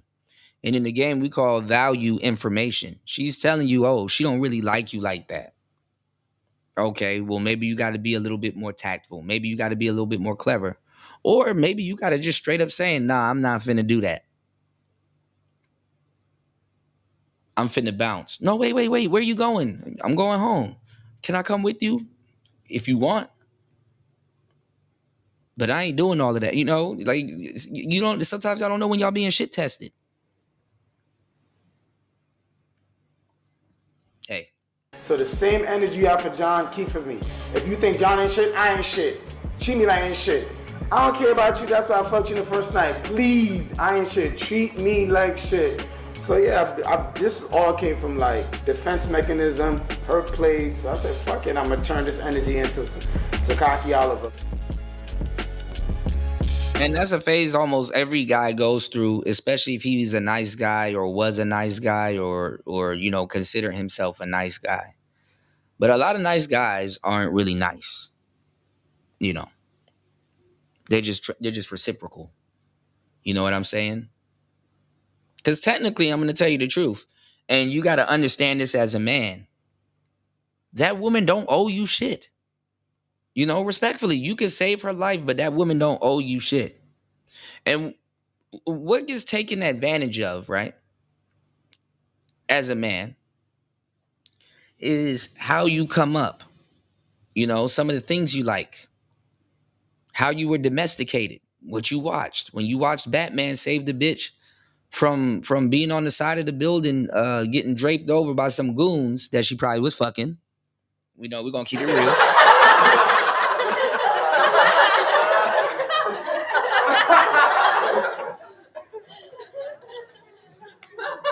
Motherfuckers acting like Batman had the full story. He didn't.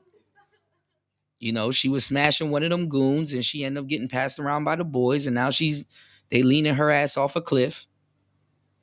And here comes Batman to save the day. And, you know, Batman, he swoops and he drops her off on some rooftop or some shit where she can easily climb down. Or Spider-Man, he swoops in and he drops the bitch off on the rooftop and shit like that. And she's like, oh my God, Spider-Man, thank you so much. All of a sudden, her little coochie wet. All of a sudden, every time Batman or Spider-Man saves somebody, they coochie wet. You know, because a lot of women, they like to scare themselves into arousal. That happens. But all of a sudden, her little coochie wet. Oh my God, thank you, Batman. Thank you, Superman. You know, if you could hang around, even though I know you got to save other bitches, you know, if you hang around, I would give you some coochie. I'm sorry, I have a duty to fulfill, bitch. And then you leave. Then y'all don't even pay attention to what's going on. Meanwhile, Mary Jane, Vicky Vale, all these other hoes, they making these niggas chase the coochie. Like, bitch, I saved the world and I gotta chase yo coochie.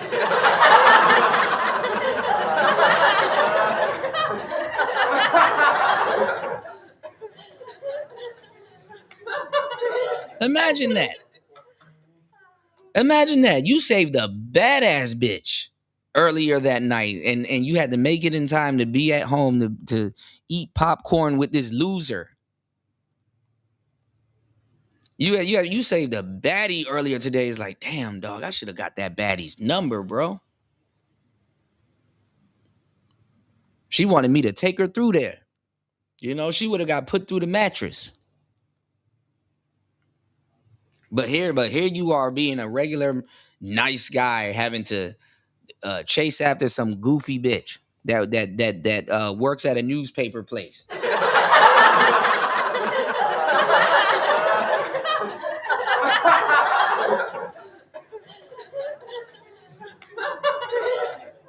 She can't take a clue. Whole time you Himothy, and she can't take a clue. That gets preyed upon. News said Super Blue Pill Man reversed the Earth's rotation to save the batch. Always got him in trouble. Got him fucked up in the game.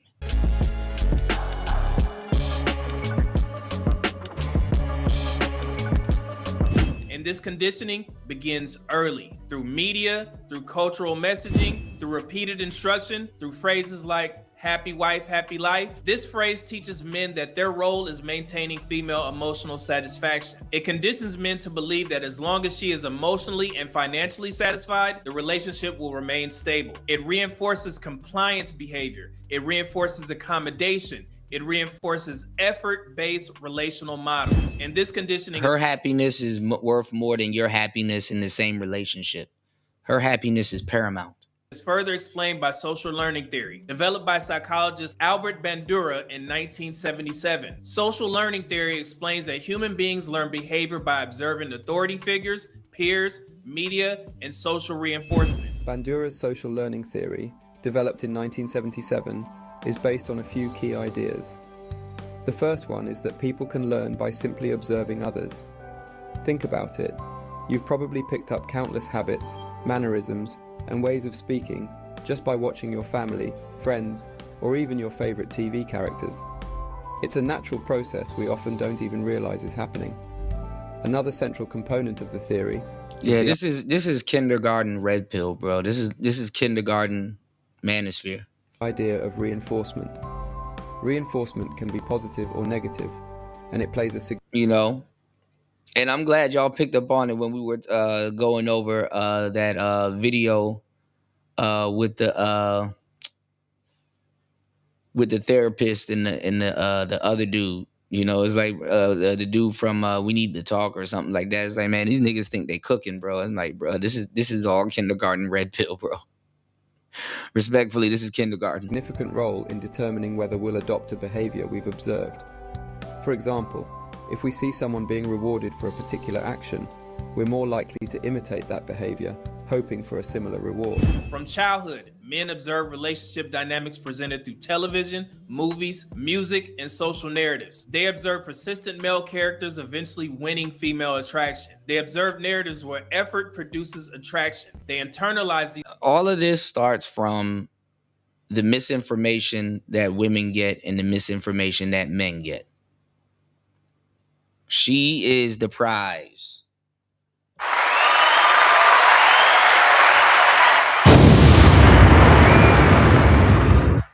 A man even has to make space for a woman, even in his most insecure moments.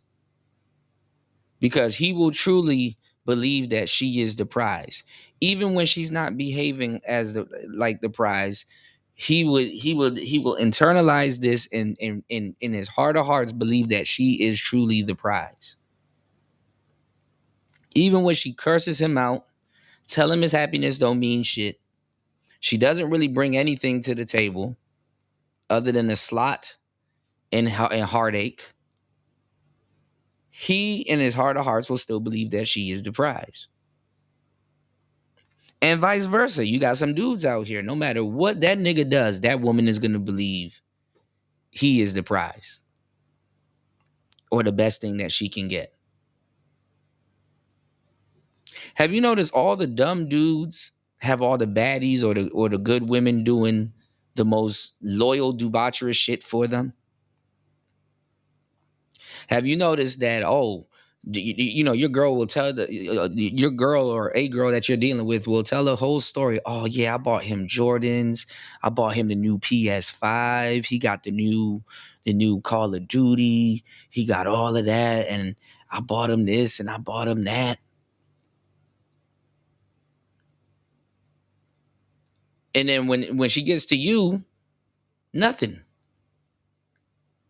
When it gets to you, okay, no, keep doing that, bitch. No, keep buying shit. Don't stop when it get to me. Keep it going. And let me tell you something. It's just as delusional as a lot of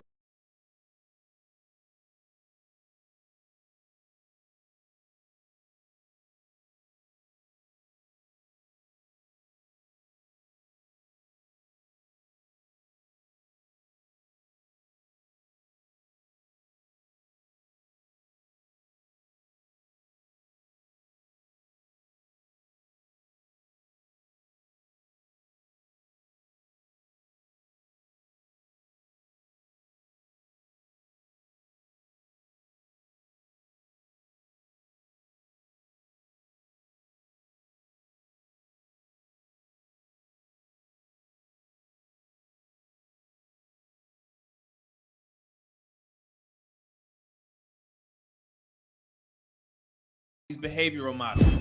I'm prepared to wait forever if need be. In the meantime, I hope you'll accept this small gift as a little memento of our 2 glorious weeks together. Steve, this is really beautiful. We're not married, we're not engaged, we're not even dating, and we never will.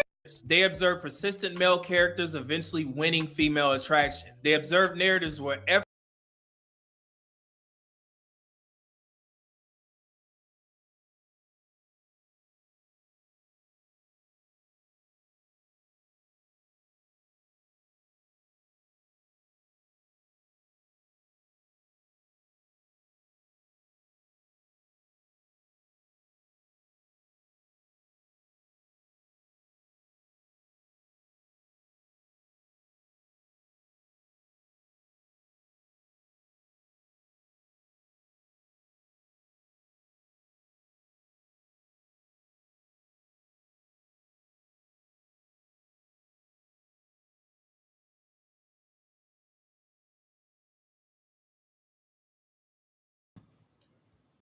The whole point of the game is for her not to treat everybody the same.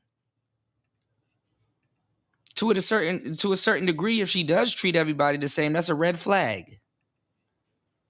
effort produces attraction. They internalize these behavioral models. I'm prepared to wait forever if need be. In the meantime, I hope you'll. But it depends on how she goes about it, because it could be her personality, or it could be her running game. Accept this small gift as a little memento of our 2 glorious weeks together. Steve, this is really beautiful. We're not married, we're not engaged, we're not even dating, and we never will be. But I thought you'd like. What I like is for you to leave me alone. Laura, I know I'm not. Bruh, he should have left Laura's ass alone. If he was truly red pill, he would have realized that Myra was bad as fuck.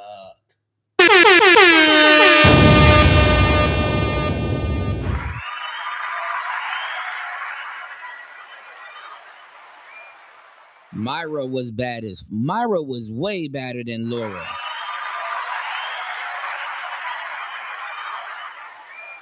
Myra was way better than Laura. Sexy too, sex appeal and everything. Steve was a gangster on the low, you know what I'm saying? You know, he came in with a broad. You know what I'm saying? And I'm gonna tell you some real shit. When he used to turn into Stefan, Myra didn't like that. When he used to turn into Stefan, Myra did not like that shit. Obviously, it's a TV show. I'm using it as a fucking metaphor. Do you know where you at, D Chicago? God damn, man. You be good for like a couple of weeks and then you should just throw it all away. You gotta find somebody to troll. I get it. But like I said, you know, like I was telling you guys not too long ago, evil niggas, they don't have a hard time getting women. They come with a broad. You did? They come with a broad. And rest in peace to the young lady that played Myra. You know, I think she passed away, if I'm not mistaken. Bad. And the irony and the message in the show was that, you know, she really liked Steve for who he was. When he went into the chamber and came out who he thought the world would like him to be, you know, there was another, side to the story. There was another more, moral message for that. And I'm gonna tell you the truth. The internet kind of proves, it proves it every day. You know what I'm saying? Because people, like I said, one of the worst things that you can have is a social life. I mean, is a social media before a social life. And a lot of people, as their primary person that they present to the world, is the person that they try to present on social media, you know.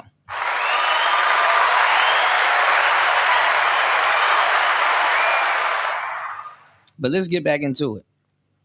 Worthy of you, but I just can't help loving you. Ever since Steve started improving himself, I find myself attracted to him. Come here.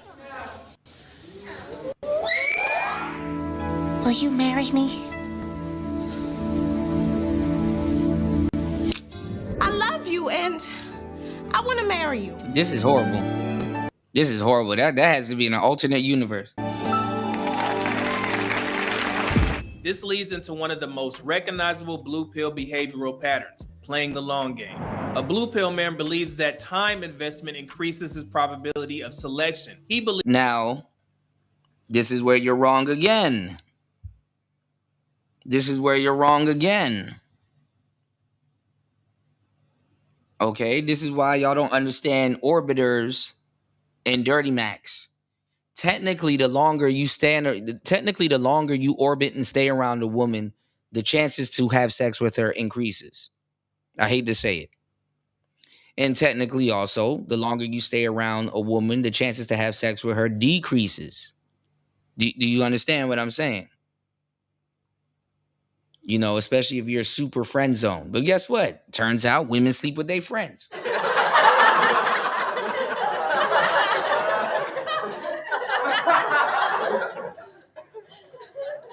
Women sleep with their friends. And see, when you don't know what you're talking about, it kind of muddies the water, you know, because even Gen Z has a thing for it. Y'all go look up a free use relationship. It's called free use. You can freely use your friend, quote unquote, anytime you like. It's called free use. Go look it up. Not fair use. It's called free use. Okay? So orbiters, there is a long-term strategy with orbiting. Now the problem is that a lot of times when guys actually get the coochie, the buildup ain't worth how long it took. Even though some guys may be sprung, some guys might not be sprung. Some guys may be repelled by it. You know, a lot of our moods. That's why I played that Shy Glizzy No Savage song earlier. A lot of our mood switches right after we have sex with a woman, whether it's good or bad or whatever, you know. And the funny part is the same thing happens to women when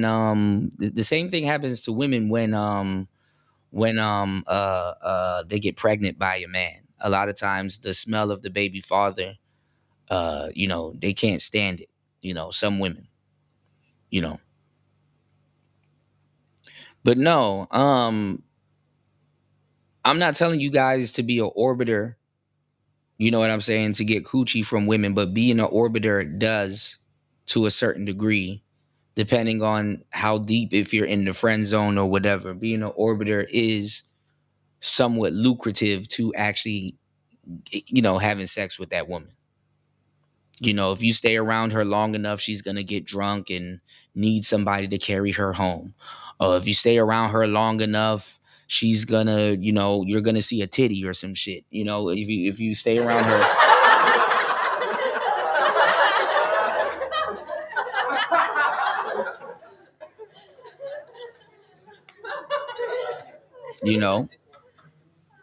Sometimes, does that make you a simp? It can, but it all depends. So that's wrong again. He believes continued presence will eventually produce attraction. He believes emotional loyalty will convert into romantic selection. This leads directly into the phenomenon known as... Sometimes it does. ...the friend zone. My resume shows without the money. Without any and I've been there. Even if it is sexual, right? Even if it is rooted in sex, I was still there. You was. So that's why it's like, yeah, it's a little personal. But yeah, that's why it's like you looking at this friendship as 5 years, and then like the 5 months guy, yeah, I'm gonna feel a little way. Yeah, I'm gonna feel what the fuck? Does he know your middle name? Does he know that your mom was sick? He doesn't care, and she doesn't care. Your investment in her and in y'all goofy ass friendship doesn't come into play until later when she needs you or needs something. And even then, it still don't come into play. What's going on, Raven? The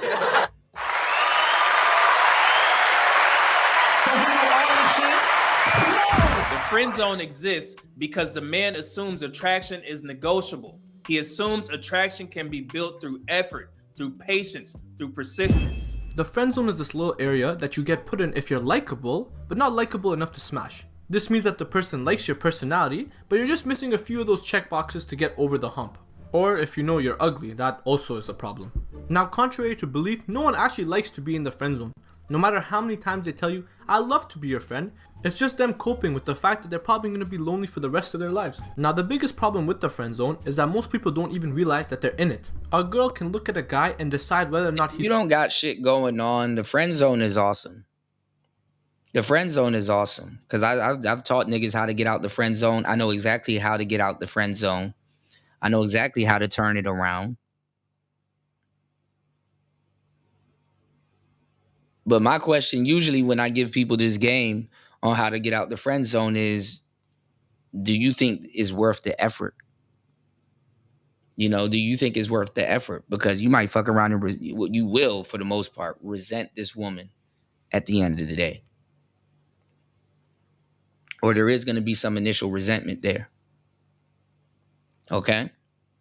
Now, the friend zone is perfect because to a certain degree, if you got your own shit going on. You understand what I'm saying? Because you're not worried about being lonely. You wouldn't be worried about being in the friend zone because guess what? You're not lonely. It's like, yeah, I got women. She got other dudes that she's talking to also.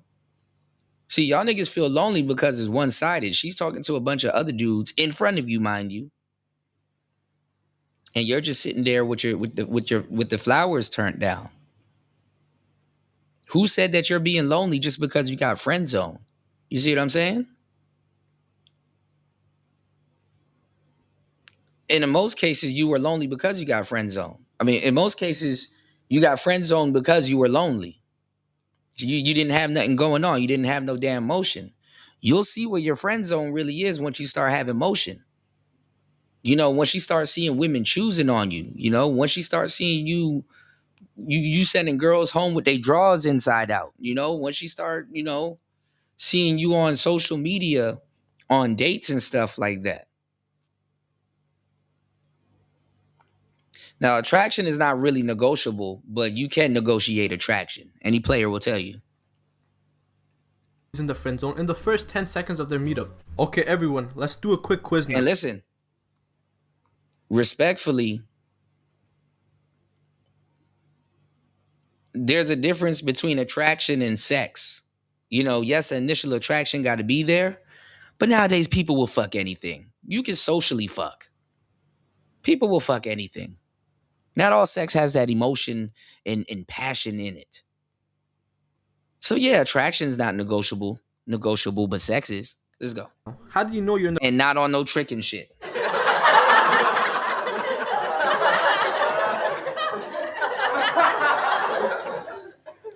Please hit the like button. Please support the show. I'm dropping hella game. Drop something on the tuition. Please support the show. Look out for the cookout. Please hit the Cash App at $PTV 888. That's $PTV 888. That's $PTV 888. That's $PTV 888. Glad to have you guys here with us. Raven said, from friend zone to bend zone. Yeah.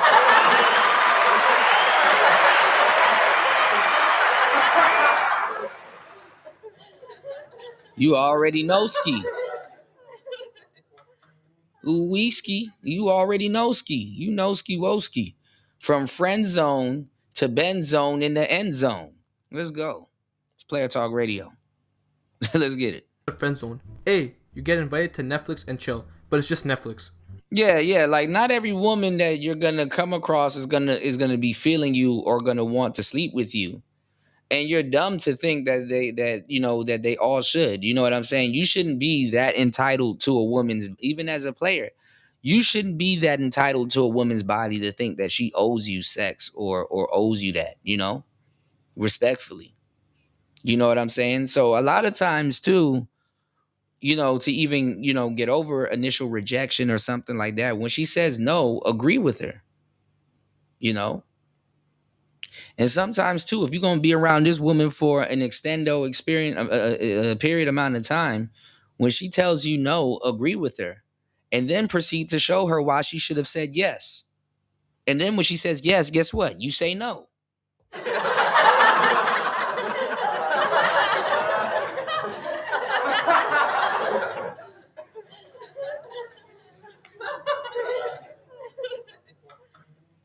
You know, I mean, I love me a dumb girl. You know, I like some of the little ditzy dumb girls. I like my beautiful girls a little somewhat dumb. I like my girls medium dumb.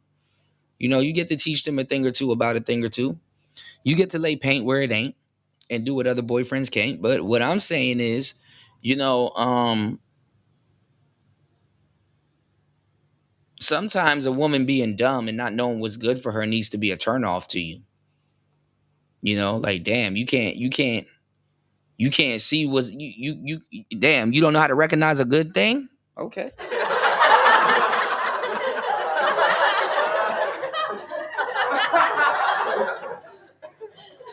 Thank you for letting me know. You know what I'm saying? You know, because rejection is not a bad thing. Rejection is always a safety curve. She can only drive you in the arms of the woman that you need to be with quicker. You know, rejection is not a bad thing. Rejection is a safety curve. Because listen, you're not supposed to deal with every single woman that you're attracted to. You know, it don't work like that. You're not supposed to deal with every single. If you got every single thing that you wanted, you would be dead. That's how bad it is. You know, that woman could ruin your life. That woman could waste your time. That woman, all kinds of stuff that woman could do to you. And for her doing the favor of telling you no, giving you the gift of telling you no, that's the best thing she could have ever done for you. And to be mad at her about that, to be mad at God about that, you know, is asinine. You know, a lot of dudes are mad because a woman didn't give him the privilege to pay her bills, you know. Let's go. B, your crush asks for dating advice. Or C, all the above. If you chose C, congrats, you're a seasoned friend zone survivor. Psychology explains why this belief persists even when outcomes contradict expectation. This mechanism is called cognitive dissonance, first described by psychologist Leon Festinger in 1957. Cognitive dissonance occurs when reality contradicts belief. When a blue pill man invests effort and does not receive the expected outcome, abandoning his belief system will... And this is not true because the same thing can happen with a red pill man.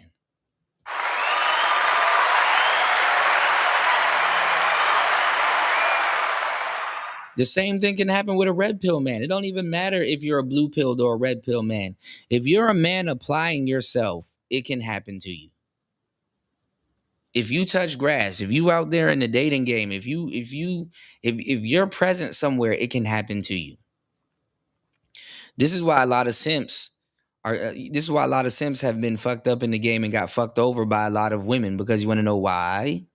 It's not that they were simping all the time, which got them messed up in the game. Is because they were present. They were present. They were around a woman. They were a casualty due to proximity.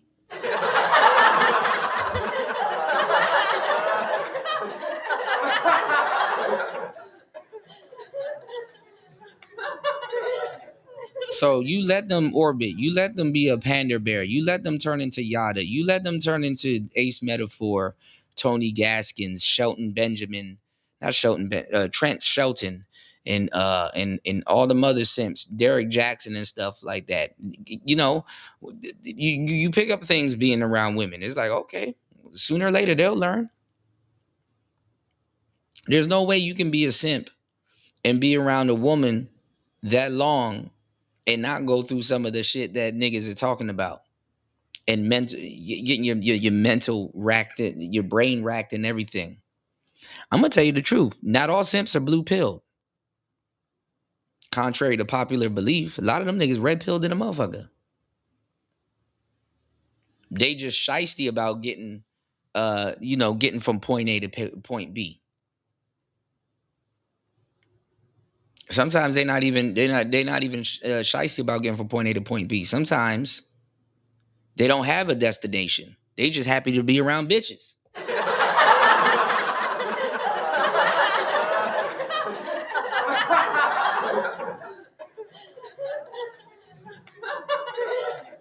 That's why both of y'all like each other, because you're not controlling. You're around her. You don't have no fucking destination or itinerary. You know, both of y'all have no instruction, and both of y'all are headed for destruction. It's a beautiful nightmare. Perfect. If that don't sound like a fantasy nigga to a woman, I don't know what to tell you. You know, women love dudes that don't have structure. They love both. You know? And y'all sit there and let them lie to you. Imagine worshiping women and you know nothing about them. Imagine worshiping women for years on years, and you know nothing about them.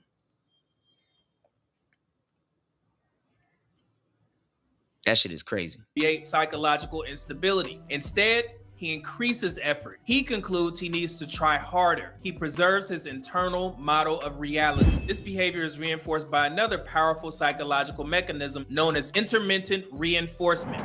Intermittent reinforcement occurs when a behavior produces reward unpredictably. This is the same mechanism used in gambling. A single successful outcome reinforces repeated effort, even if the overall success rate is low. Failure, rejection, silence, over and over again. But one time, it works. And that one success becomes proof that persistence creates attraction. The brain doesn't focus on the 100 failures. This is how intermittent reinforcement sustains belief. Most of the time, nothing happens. No reward, no progress. Thanks again. But occasionally, there's a result.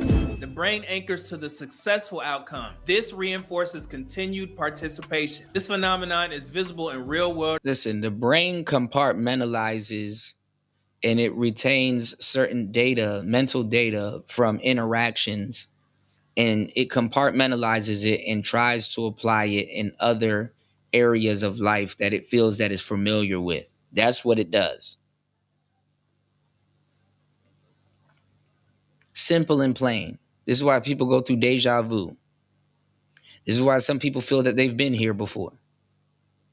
Because your brain has a lifetime of compartmentalization. And honestly, too, this compartmentalization actually works its way into your DNA and your soul fabric. So this is why souls can share energy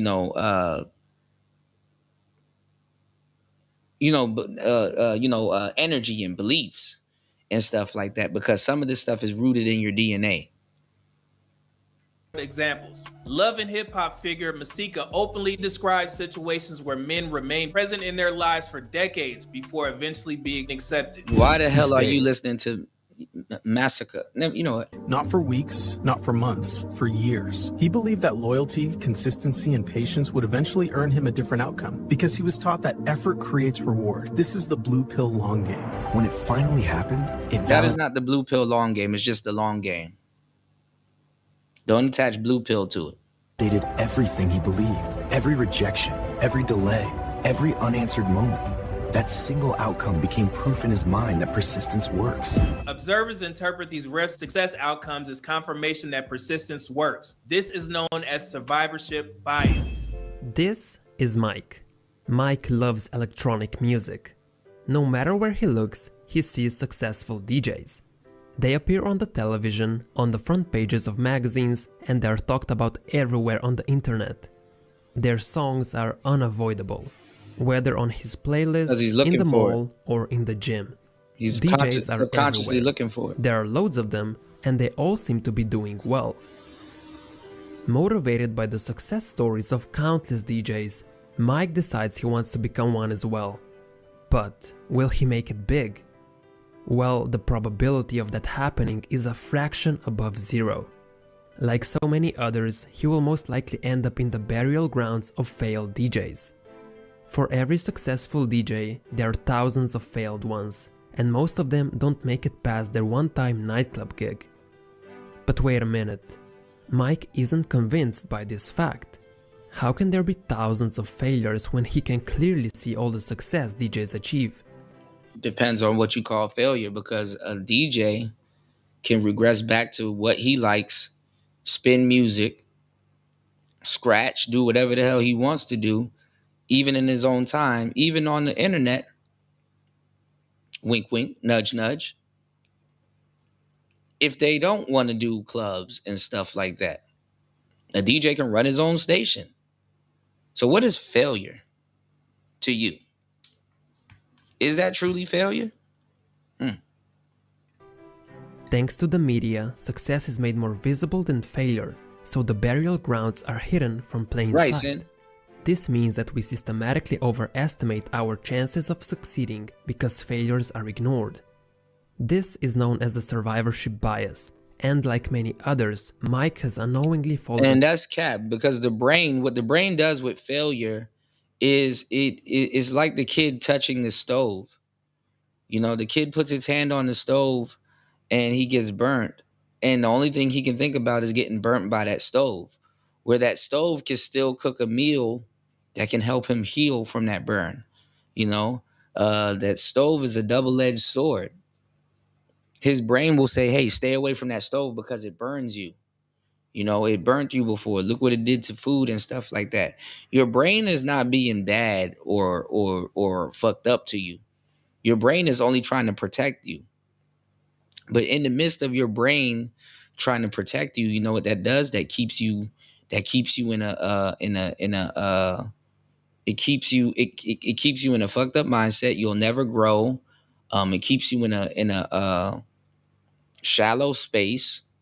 You know, if you want to branch out or you want to learn and stuff like that, it keeps you protected. It's like, oh, remember last time when you tried to talk to women, that girl had an attitude with you and it made you feel bad, and she threw her drink at you and you know, and you went home sad and stuff like that. Don't talk to girls because you don't want to feel like that again. You know, your brain is an instrument. You got to learn how to play it better than anybody else. Or somebody else will be playing that instrument in between your head called the brain. Who's playing your instrument? You know? So there's things that as an adult you need to learn about yourself. As a kid, you get a little bit of an excuse, but guess what? As an adult, you need to learn about yourself. You need to know if you're hands-on or you're good at reading. You need to know if you're good at conversation and then learning through speaking. You need to learn if you're good at hearing things, if you're oral. You need to learn if you're good at looking at stuff and then repeating them. You need to know these things.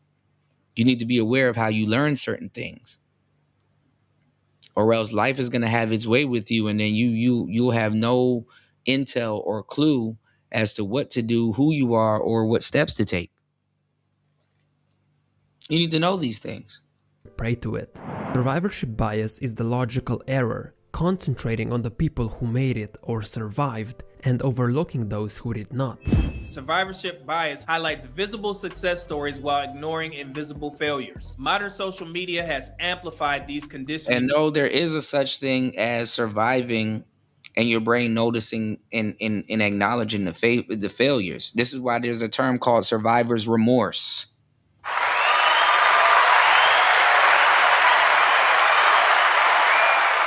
And this is often where I find myself, you know, disattaching from the new cats in the space, because they have a one-sided mind when it comes to the blue pill.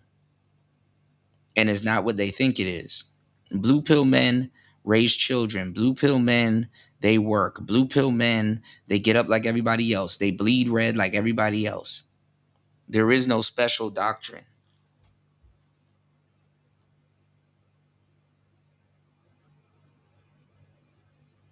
You're just more aware. But there's blue pill men that's aware also. They just don't look at the world the way that you do. And they're still blue pill. And when you encounter some of them, it's like, you know, respectfully, it makes no sense to wake them up. In time, they will wake up if they truly are asleep.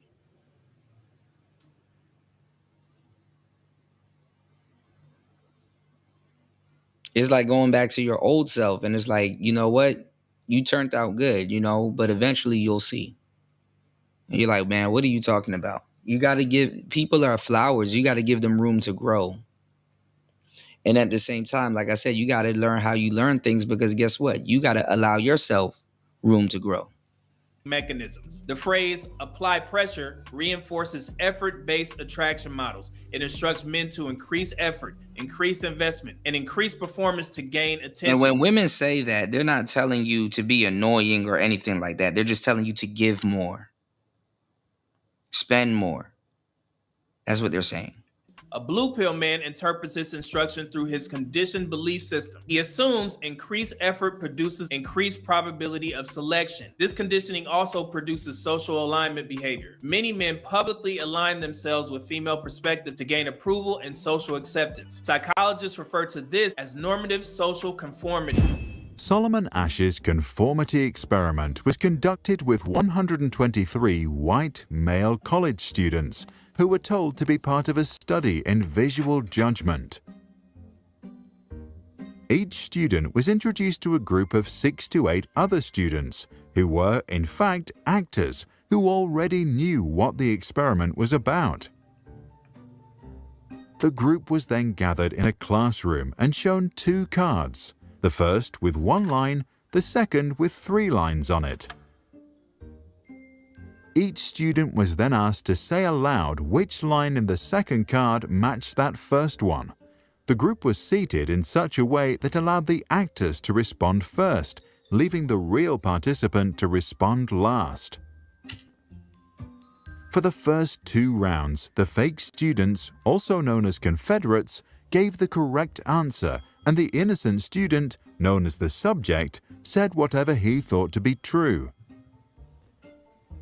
In the 3rd round, the actors began to respond with a clearly wrong answer.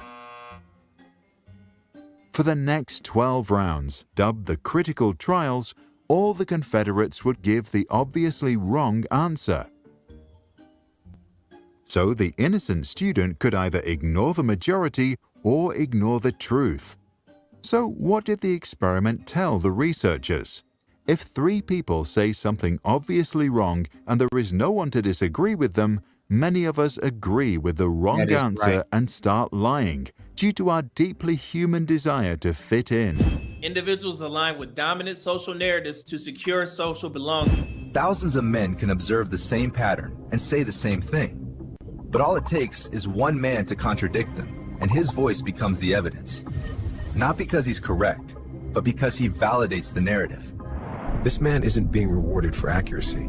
He's being rewarded for alignment. He gains approval, visibility, acceptance. But approval isn't attraction, it's social permission. And many men learn to trade truth for acceptance. This produces approval. It produces acceptance. But approval is not identical to attraction. And it is critical to understand that the blue pill exists for a reason. It serves as a structural function in society. Societies require stability. They require cooperation. They require predictable behavioral models. The blue pill provides psychological stability. It allows individuals to function within socially accepted frameworks. It provides emotional structure. It provides predictability. Most men begin here. This is their starting point. This is the default operating system installed through social conditioning, cultural reinforcement, and psychological stabilization mechanisms. Some men eventually update their internal models when enough experimental contradiction accumulates. Psychologists refer to this process as schema updating. The brain adjusts its internal model when repeated contradiction overwhelms existing belief. We can think of a schema as a mental framework in the form of a kid's toy. Things we already fully understand, say a triangle, get into our brain without a problem. When new information is similar to what we know, say a square, it can enter the brain through assimilation. For completely new information, here a star, this doesn't work. Then we need accommodation and to change the schema itself. Assimilation is the cognitive process of making new information fit in with your existing understanding of the world. It works if new information is close to what we already know. To process the new information, we make it fit into our existing schemas. We have to use accommodation if things are so unique that they don't fit into our existing schema. In other words, to understand something truly new, we first have to remodel our brain space. But many men remain in the blue pill operating system permanently because belief provides stability. Belief provides certainty. Belief allows individuals to function without confronting uncertainty. The blue pill is not malicious. It is foundational. It is the baseline belief system that most men inherit. It should be respected. Prioritizes intention over observation. You really know what it is. Effort over pattern recognition. Narrative over outcome. The blue pill allows men to believe that effort controls outcome, even when attraction operates under selection, because the blue pill provides something more powerful than awareness. It provides certainty. Most men will choose certainty over uncertainty, and this is why the blue pill will never die. Peace. All right, that was interesting.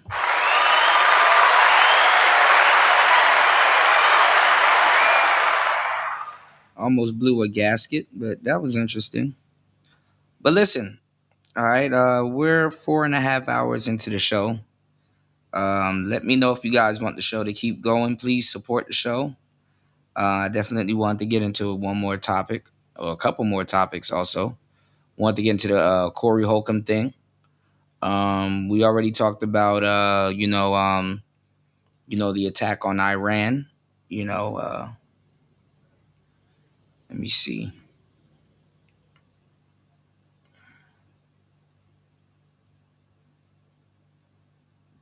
Y'all let me know if we should keep going.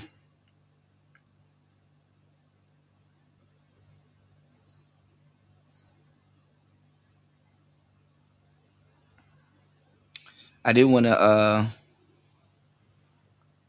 go over this Clifton Powell thing because I don't know what the hell happened. I heard he got cursed out trying to tell people to trust black women. That was interesting.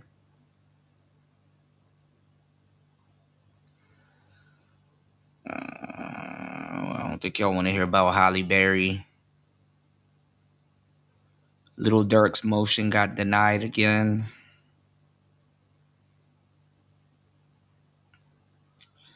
All right, look, I'm going to let y'all have the afternoon. We will be right back. It's Player Talk Radio. I am your gracious host, DJ Kuda, right back at the helm of today's show. I'll see you guys on the next one. It's Player Talk.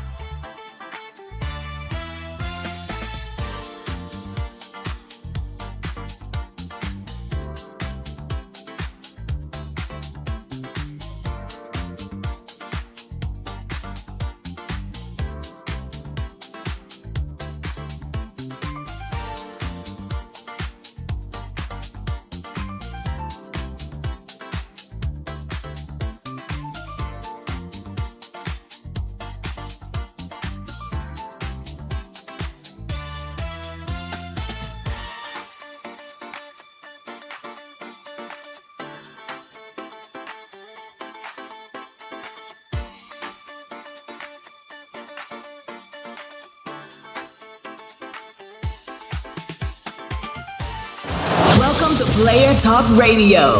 Hey, yeah. With DJ Kuda, the hottest DJ in the manosphere. Let's get it.